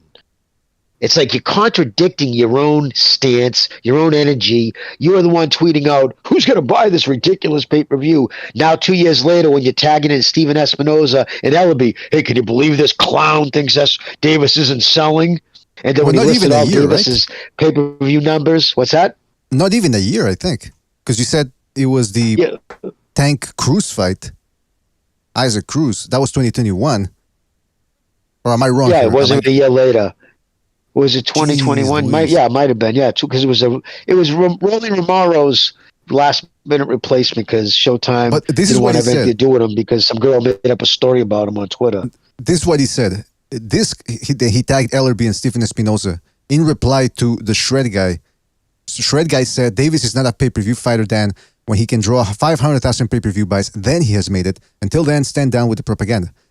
So Rayfield tags Ellerby and Espinoza and says, this clown is absolutely clueless, isn't he? At Ellerby and Stephen Espinoza. It almost reminds me of there were guys like that in high school who would gravitate towards the more adventurous people in high school, and they would go, hey, this guy's really stupid, isn't he, Josh? Hey, Jimmy, this guy's really fucked up. Like, he's looking to kiss ass, it seems.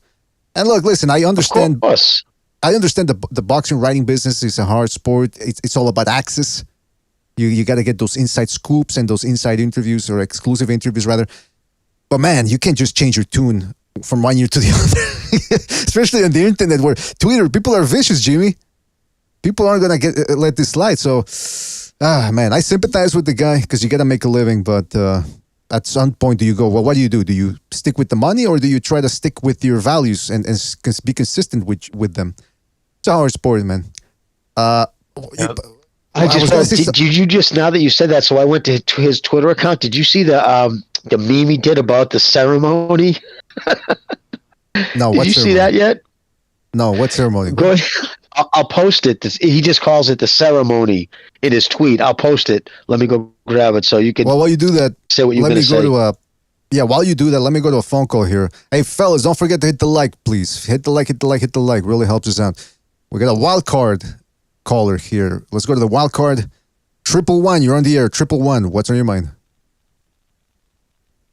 Yeah, why isn't Jimmy talking about Benavidez? Benavidez, he's the boogeyman, and Canelo's been ducking him, and Jimmy just doesn't want to, Dan Andrews,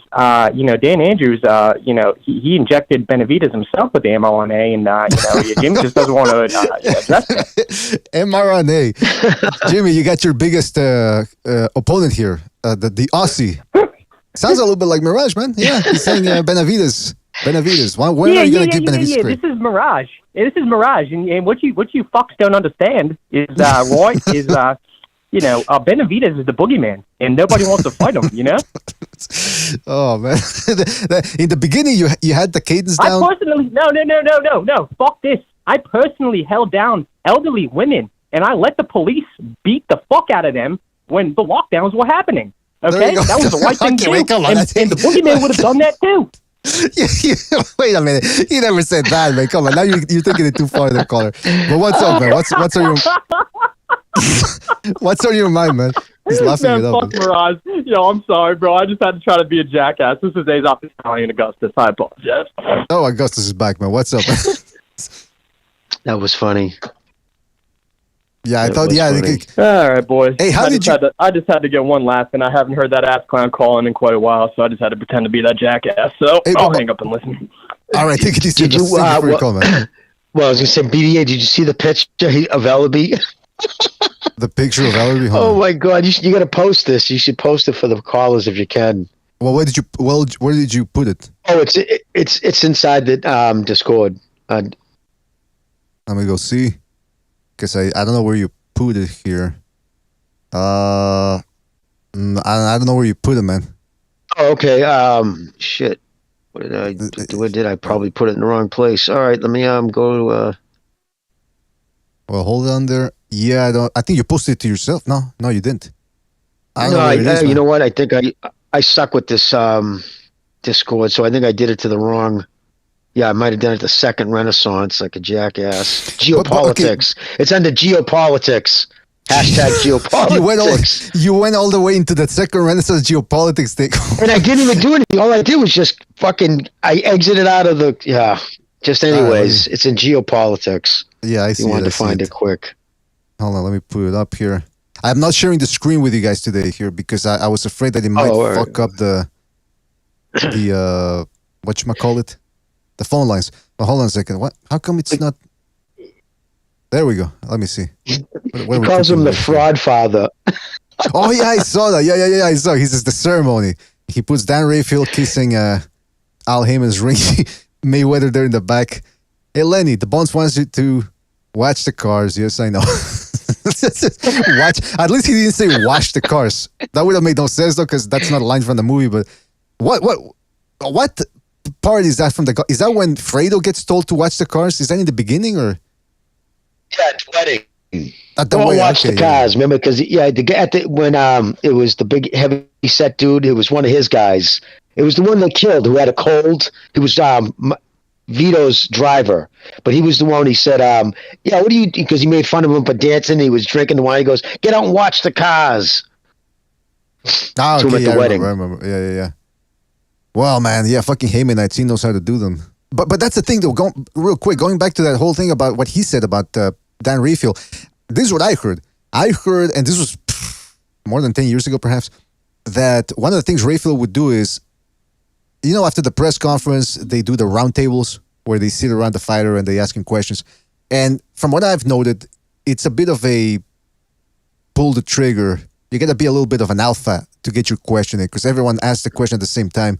And you got to be a little forceful and not acquiesce to the other guys and really stick to, hey, no, hold on, I got a question. Apparently, Dan Rayfield, what he would do is he wouldn't even wait his turn. He would just waltz towards the table while everyone else was sitting down and just fire off his question. That's one thing I heard. Again, it's hearsay. I understand. I wasn't there. I didn't see video of it. But that's what people used to say about him. That he and here's the other thing that I remember, man. And this has nothing to do with Rayfield, but just to illustrate how much of a ragtag group of people some boxing writers can be. There was a guy named Jeff Ryan. He used to write for Ring Magazine. He was a columnist. And he claims that when he just started out in the 80s, he had the press credential. He was just starting out and he was a little nervous. So one day he's at a press conference and he walks up to a group of writers, the head honchos. And there was one guy who I think was the head of the BWAA or Boxing Writers Association of America, whatever they call it. And that he introduced himself to the guy. Jeff Ryan did as a youngster. He goes, "Hey, Mr. Blah, blah, blah. My name is blah, blah, blah. I'm a writer."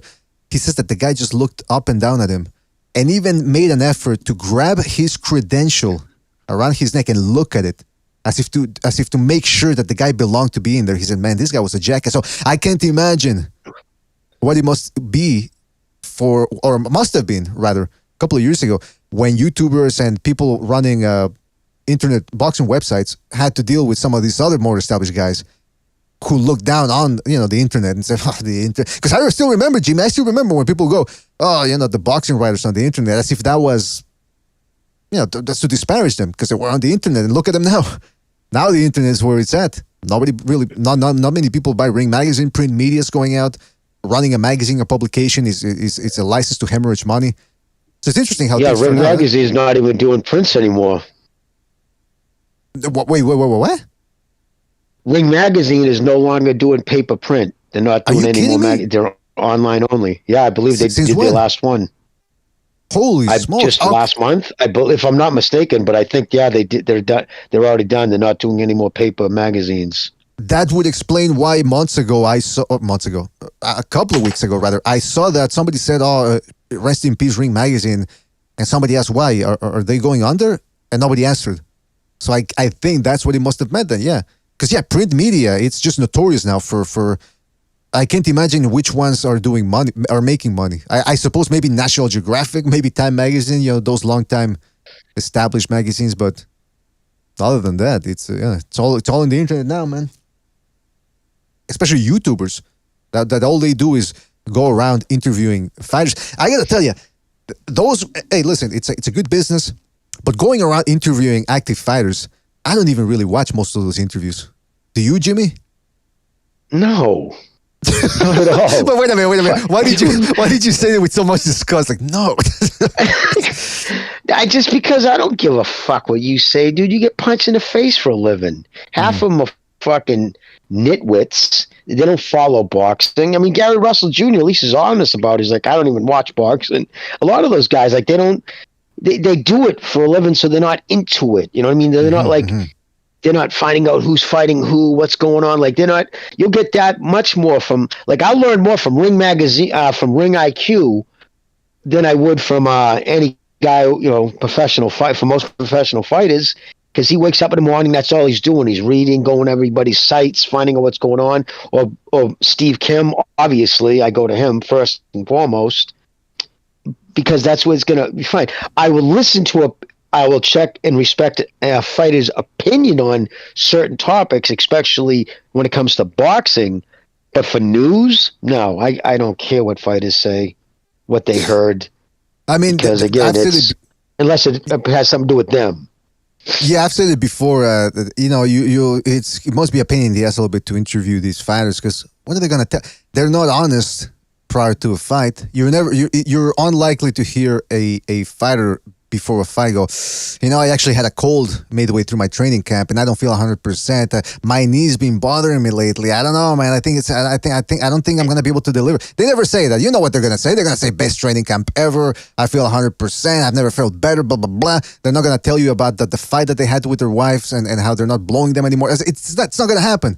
So they don't want to give... Same thing. It's across sports too. Hockey. You ever watch a hockey interview? You could just replace whoever's. Don't even like if they say, "Oh, I'm going to ask this between periods." We're talking to this guy. It's always the same thing. Yeah, we gave it our all. You know what I mean? We're a team sport. They just repeat the same talking points. They always do. So yeah, you're right. It's a waste of time. I still remember when Bill Haney was over at Thunderdomes. He made an impromptu appearance. And he just wanted to talk about how they were the victims and everyone's avoiding them, this and that. I actually tried to get him to talk boxing. He didn't have much to say. And he's like, no, I think he said something along the lines of he has to guard secrets.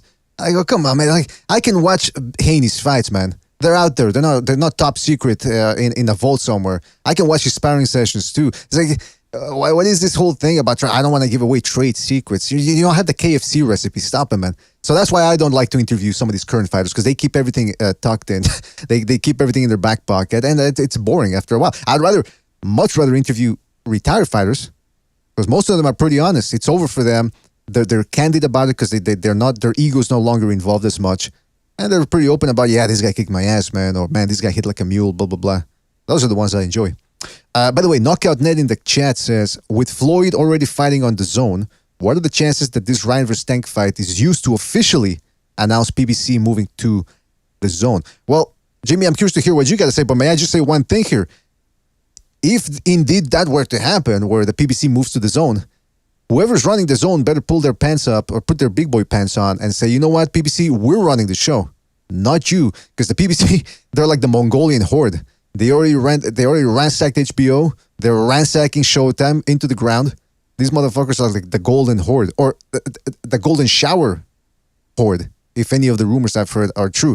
But yeah, hopefully they don't destroy the zone, man, because they've already taken down 2 boxing empires.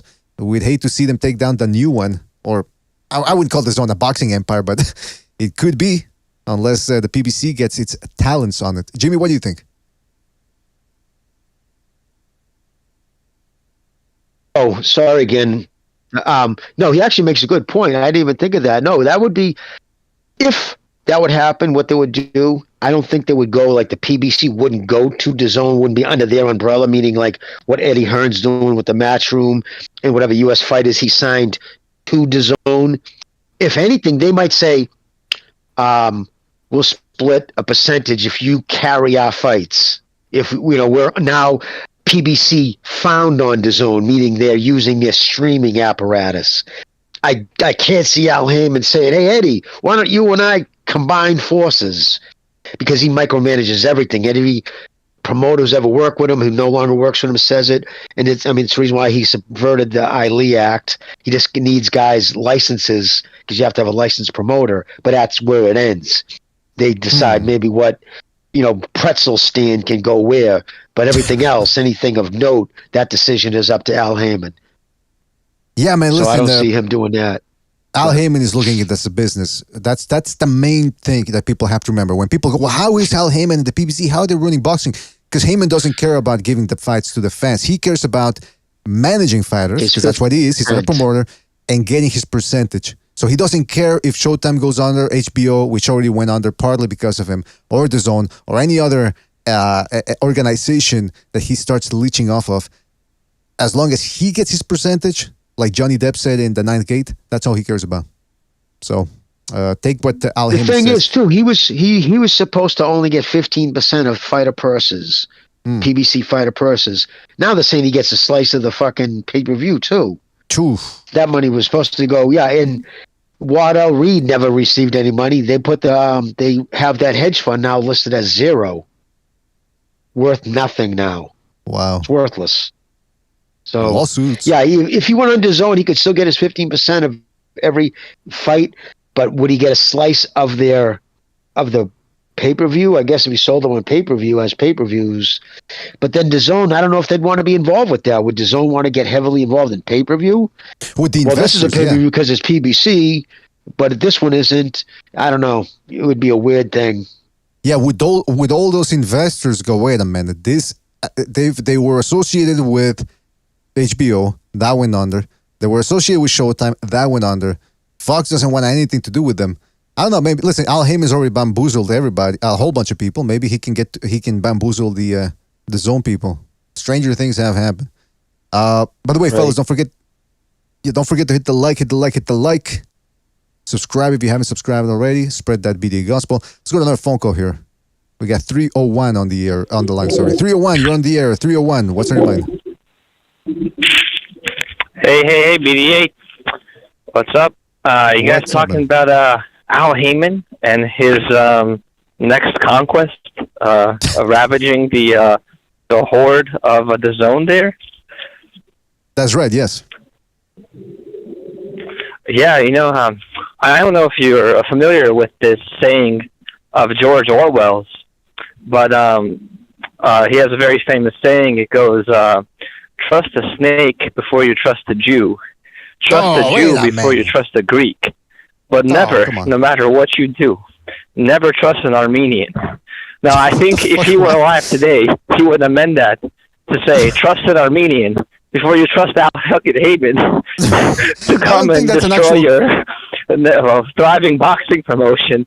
This motherfucker should not be let anywhere near the zone, all right? Let him die, all right? Let it burn, okay? Just let it burn like they burnt the corpses of those plague-ridden cows that they threw over the walls of Samarkand that led to the bubonic plague going to Europe, all right? You don't want to unleash the Heyman box there. Oh, man. I don't think it's worth it, the BDA. But speaking of Armenians, earlier you mentioned Ryan Garcia and his proclivity to expose his chin. Now, it's strange, right? Because he knows how to tuck his balls in front of the closet Armenian of LA who will pay him for his twank services. But so it's strange that he can't really apply those skills to tucking his chin in the ring. But he sort of can't help but expose himself. That's kind of where he makes his bread and butter. Please don't go with another pun with butter. I can't take any more gay puns, man. Come on now. Well, something has to grease the wheels. If you know what I mean. Come on, now wait a minute, caller, you're going too far, man. You're going too far. You're throwing Jews under the bus, Armenians under the bus, gay people under the bus. Now butter. The butter company is already suffering enough against margarine. I'm not throwing them under the bus. I said they're better than Al Heyman. Well, that's true. Yeah, you're right. By the way, now I don't know if you're looking at your screen, but we've got the Heyman Moon God has appeared. You've summoned the Heyman Moon God, so you better tread carefully, my friend. Yeah. But on a quick note, like I'm way more excited for Caleb Plant Benavidez. You know, I think Caleb Plant showed he's got some good abilities. You know, more than like you can say Darrell was washed or whatever. But what I was impressed by that left hook is his decision to stay there in the line of fire. Mm-hmm. That shows inner belief. You know, a boxer who believes himself is dangerous. Plus, you know, he didn't have a good showing against Canelo, but he was in there with him and won rounds. That's some experience. But, you know, more than likely Benavidez is going to beat the dog shit out of him. But, you know, who knows? He was able to outlast Uzcategui or whatever. That other Brazilian guy who's straight from the jungle. Not quite as hench as Pereira, but, you know. Well, he's Uruguayan, you know, similar jungle. All right. Anyway, come on, man. He's. I think he's Venezuelan or Ecuadorian something, and then he trained in Mexico. But look, listen, it's always fun to watch Plant act cocky and then get his ass whooped. I mean, the guy's confident. You can't take that away from him. But sometimes he does overboard into cockiness. So there's something, you know, some people would be willing to pay for that, I think. What about you? Oh, pay for it? Oh, no. I don't know about paying for any of these things. Maybe like $20, but no, I'm not paying for this shit. You can watch the UFC. By the way, you gotta keep these streaming things on the down low. A lot of you are real casual with it. I don't know if you saw ZLib, you know, which is like the last bastion of getting books, got taken down because of some TikToker. You know, you gotta be smart with this shit. You're gonna ruin this for everyone. You know, it was the TikTokers that took it down. Yeah, name dropping these sites. Yeah, I saw that a lot of students were on TikTok saying, "You guys gotta check out ZLib." It's like, well, now it's down, fuckers. Good. See, that's why the mafia. That's why the mafia and all these other secret societies like the Masons and all the Order of Melchizedek, they don't look for. They're not putting ads on Variety or in the newspaper. They want to keep things on the hush hush. And these motherfuckers are out on TikTok talking about the next best thing. Fuckers, shut your mouth. Exactly, BDA. You know what? I'll end with this. Trust an Armenian before you trust a fucking Zoomer TikToker. All right. Oh, come on. So, anyway, I hope you enjoyed the Zoomer fights, as you put it. Zoomer Wars 2020. Zoom. I'll certainly enjoy it if it happens. By the way, is this Irish Andrew Ward or who was this? Caller. No, he left without the. I believe it was Andre Ward. He left without identifying himself. Virtuoso in the chat says, "What's ZLib?" Well, it was a website where you could get free books, and I'm not saying I used it, if in case anyone's listening. But they, from what I heard, they had some of the best selection. It wasn't just books; it was scholarly articles too, in the hundreds of thousands. That was I've seen similar websites before, but that one had so many in an easily accessible and convenient search database. And then apparently TikTokers started talking about it on Twitter. On TikTok, obviously. Students started saying, "Oh, I get the books for free there." It's like, fuckers. The feds seized the domain. So, hey, but listen, like Joe Rogan said so many years ago, you can't stop the internet. Another one will pop up pretty soon. Trust me. All right, well, listen, we've been on for 2 hours now. We got to go. The phone lines are about to drop. Hold on, I see we got Chief dropping in. Chief, good of you to drop by on time. What's the matter with you? Sorry, Chief. Hey, a chief is never late. They're always detained elsewhere. Oh, well, that's true. Yeah, that's one way of putting it. Yeah, apparently, I don't know if you heard the news. Ryan Garcia versus Tank Davis. Apparently, it's done. Although we're a little skeptical here because there's no date. Oh, as am I. Yeah. I didn't know there was going to be a show today, and my as usual, my alarm didn't go off, and so I opened my Discord and I saw this and tuned right in, and obviously that's my bad excuse on why I wasn't present. That's the end of that shit. My apologies. For me. That's the end of that shit for me. Nigga, wake your ass up. Yeah, wake your behind up, man. Somebody was punishing him in the back. I heard, chastising him, lambasting him. hold on a second. Yeah. We got a phone call here. Last of the night, I suppose, because we got 3 minutes left. 929, you're on the air. 929, what's on your mind? What's good, BDA? Oh, is this Virtuoso? What's up, man? You hear me? Yeah, I can hear you, man. What's up? Yeah. So, just real quick, I'm really excited for this fight. But fans of the PBC just calm down. All the PBC fights that are happening next year are still held up in budgeting when it comes to new TV deals. So just don't hold your breath real quick, and don't be surprised if they end up on the zone. Just like Mayweather. But real quick, man, this is a battle of styles. It's counter puncher versus boxer puncher. I really enjoyed this matchup. But I have to correct you on this one. It's not a Zoomer war. It's a millennial versus Zoomer.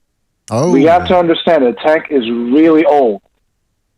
He is a senior prospect that is finally being moved up to contender status. That's a good distinction right there, man. You're right, because Tank Davis, I think he barely made it out of the in the millennium category because he was born. I don't know when he was born, but yeah, but Ryan Garcia definitely is a Zoomer. 1994. Oh, there you go. Yeah. But no, wait a minute. Not 1984. He can't be. He would have to be older. I think he was born in 1994. 94. There you go. Yeah.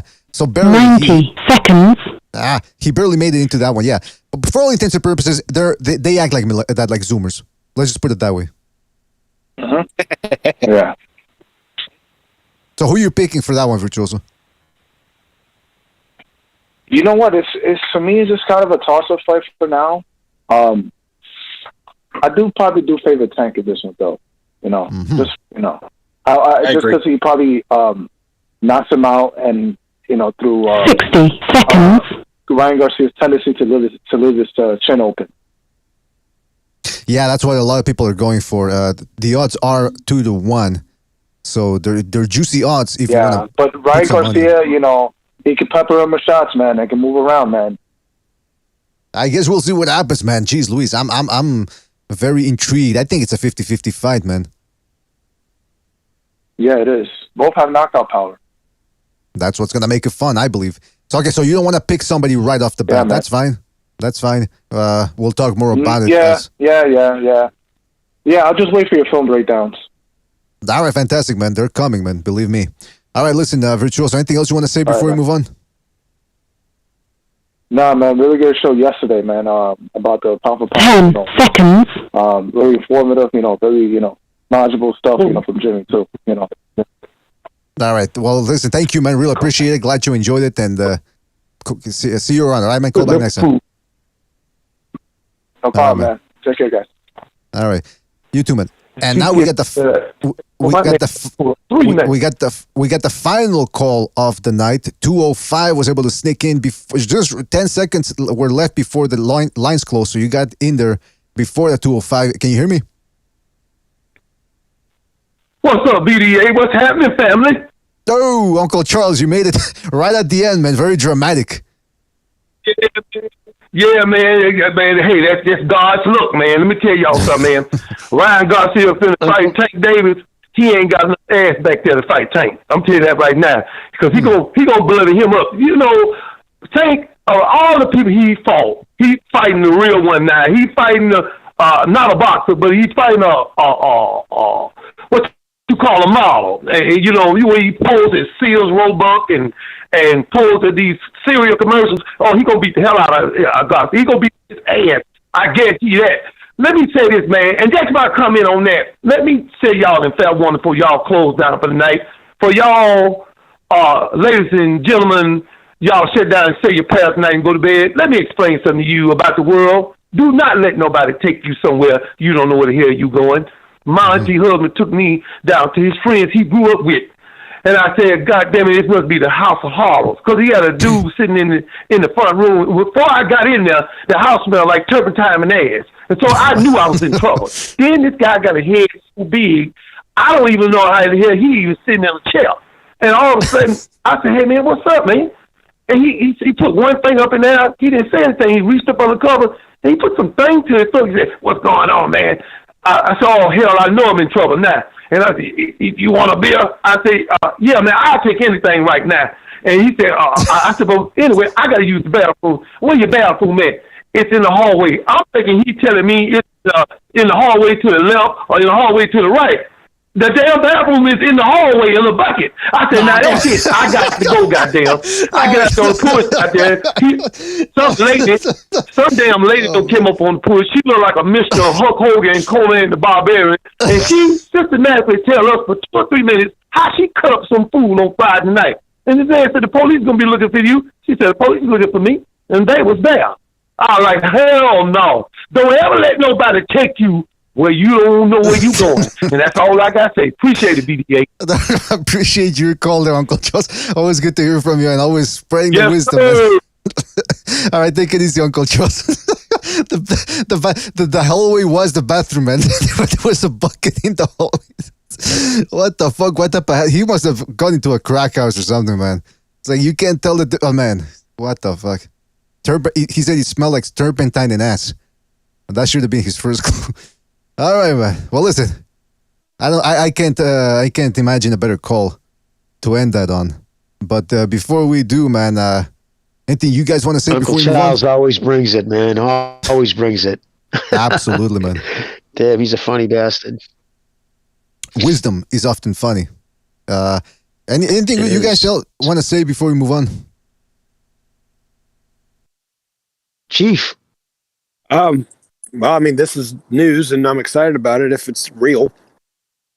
We've heard things were finalized for between Bud and Spence for a year and a half almost, and it still didn't happen this year. So I'm and again, we're talking PBC and Mayweather. So I believe it when I out of his way to look for a knockout. Expect him to take it if it's there. This is provided that he wins. I'm not calling him to be the winner, but I am saying that don't expect him. Expect him to try and establish range, stay at range, drop power punches from the outside, and not be in range of any of Tank's shots. That's the way. That's the way Gabriel Ruelas fought, and that's the way Michael Nunn fought when Gosen was working with him. Expect something very similar.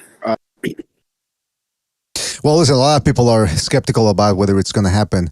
I think it will, because by them saying that it's going to happen and then pulling the rug from under us, it's just going to be bad for these people. And it's not like Tyson Fury versus Joshua where they had some good plan B to fall back on. This would be bad for them. Like Fury could still fight Wilder, which was still a lot of drama, and Joshua could fight Usyk.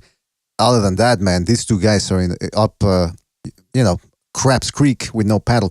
By the way, I started a poll at the beginning of the broadcast, and let me go see here. We had 324 people voting. Davis at 46%, Garcia at 54%.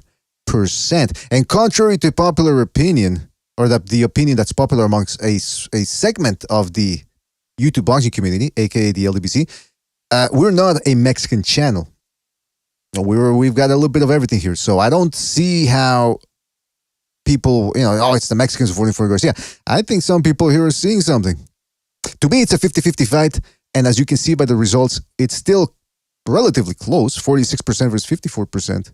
But nevertheless, it's anything can happen. The opinions can change as we go into fight night. Of course, some people, fight week, some people always, they refuse to make a selection or a pick before they see guys at the weigh-in. And again, this is at a catch weight of 136, 1 pound, not even 2.5, 3 times, 1 pound. So that could benefit Tank Davis, or that could, and that could be hindrance to Ryan Garcia, who's a pretty tall fella.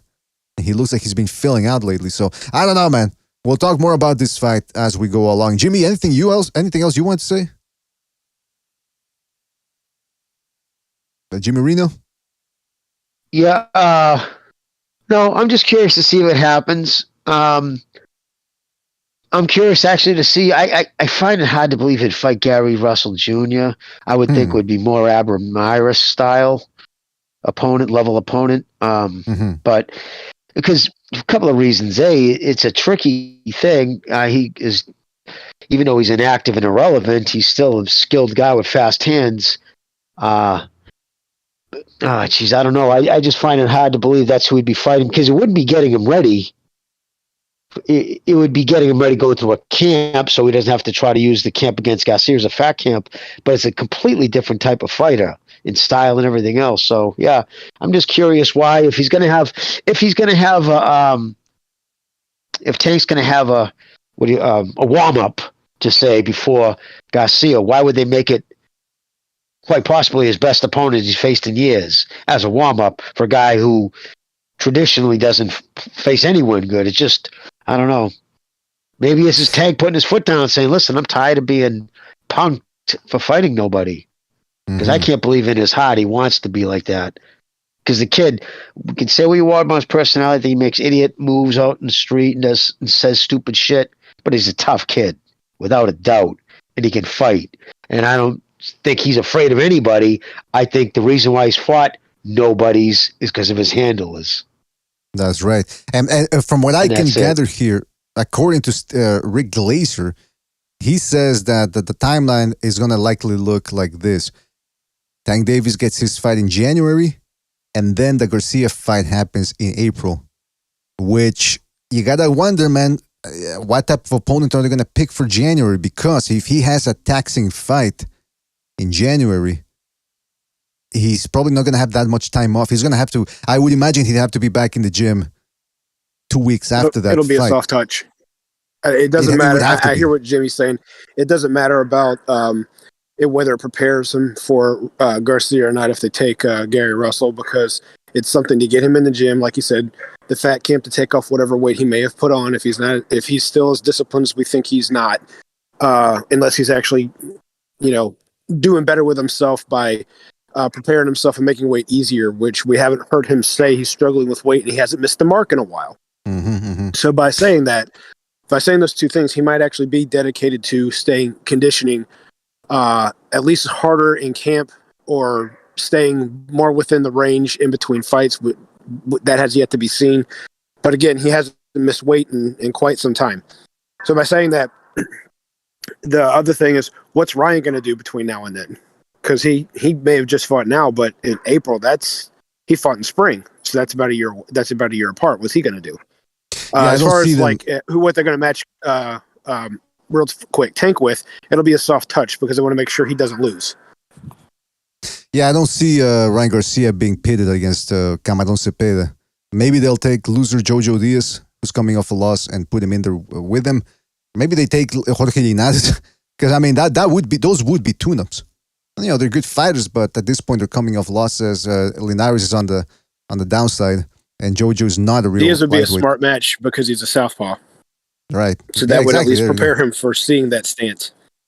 Yeah, exactly. Now, interesting thing here, a little tweet from Lance Pugmire. He says, industry source tells me that Showtime will broadcast the Garcia-Gervonta Davis fight, that DAZN will not be involved in production or distribution. DAZN will have access to the Showtime telecast to sell on DAZN, just like Sony PlayStation and other digital platforms. Jimmy, what is that? Did you hear that? I don't know if you want me to repeat it. Yeah, no, I heard it. It says that Showtime is going to be exclusive, right? On the deal, basically. Yeah, so it was Garcia who used his. Garcia's been a problem person, a problem child for fucking Golden Boy from day one. Remember 3 years ago when he first started coming around, the biggest thing with him was how much of a pain in the ass he was. I'm like, you say one thing negative about him, like or if he perceives something negative, he throws a temper tantrum, like he did with Steve and Mario. I'm not going on that podcast anymore because he thought he insulted him. But yeah, and he was always like, he was reneging on his contract with Golden Boy. He suddenly wanted more money. Remember there was all that trouble, and Canelo was like even telling him to calm down. So I think he probably said, I want that fight, because it seems like, he went to a nightclub, for Christ's sakes, to approach him, talked about it, and I actually liked the way he handled himself. I thought he was much more mature. Of course, Davis jumped up, grabbed him by his shirt and his chain and said, want to go right now? Like, yeah, that's what I want to do. I want to fight you in a fucking nightclub, you jackass, for free. Instead of making millions of dollars. Yeah. Like, just the, thug nature of Davis. he is what it is. But yeah, so it seems like maybe it was Garcia. That guy want to make that fight, or I'm going to make your life miserable again. Well, listen, if they're going to be doing that fight there on Showtime, they better hope that they make a whole lot of pay-per-view buys, because they're going to have to split that with the pay-per-view company. And then, of course, the Zone at some point. That's another thing. I guarantee you got more of a percentage to get it on Showtime. Tank would have had to take less. Like, you know what I mean? That's probably why it'd be a 50-50, because they're not doing it on his thing. But you ever notice, once again, it ain't the fucking PBC. It ain't Al Heyman's guy making any, making the sessions or whatever the word is there. It's always the fucking other guy. It's never the PBC guy doing what has to be done to make the fight happen. Never. That's right. Absolutely, man. Yeah, it's the people have to start trying to twist things around and give themselves. At this point, if you can't see that the PBC has been banned for boxing, I don't know what to tell you. It's maybe you enjoy seeing boxing going down the drain. Maybe that's where you belong as well. Maybe you should follow boxing right down the drain. Well, listen, fellas, we do have to move on, man. We've been on for 2 hours. I want to give a big shout out to everybody who joined us. Bucho was here for a while. Jimmy, shout out to you as well, man. Chief dropping by here. All the callers as well. Got a lot of good callers today. Everybody that donated with the super chat as well. Always appreciate you guys. I used to be able to read the super chats if I went to viewer activity on the YouTube studio here, but it says no new super chats for members yet. But I used to be able to see the list. I don't know what's going on here, but you guys know who you are. Really appreciate it. One of them, I think, was the Slugmeister, who's in there. Says BDA. Shout out to the Slugmeister. Always appreciate having him around. It's good to have a blunt object like Slugger Sam running around the YouTube boxing community, keeping people straight. A lot of these people around here on YouTube, they get a little fresh, they need a little straightening out. Nothing wrong with that. And that's the type of service Slugger Sam provides. What else? Oh, well, yeah, anyway, listen, shout out to everybody who had to call in. Hope the fight happens, fellas. Cross your fingers and hope that this Garcia-Davis thing is not a bunch of fugazi.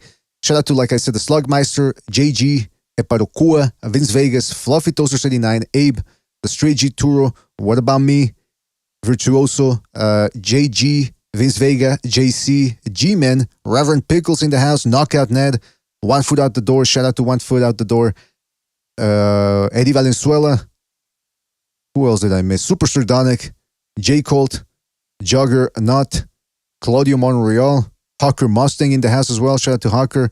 And if I forgot anybody, fellas, because we do have to go, shout out to everybody out there. Thank you for joining us. Check out the Second Renaissance. I'm planning an episode for tomorrow, on the morrow. So shout out to you, fellas. Take it easy. Hope you enjoy the show. Have yourself a great rest of the day.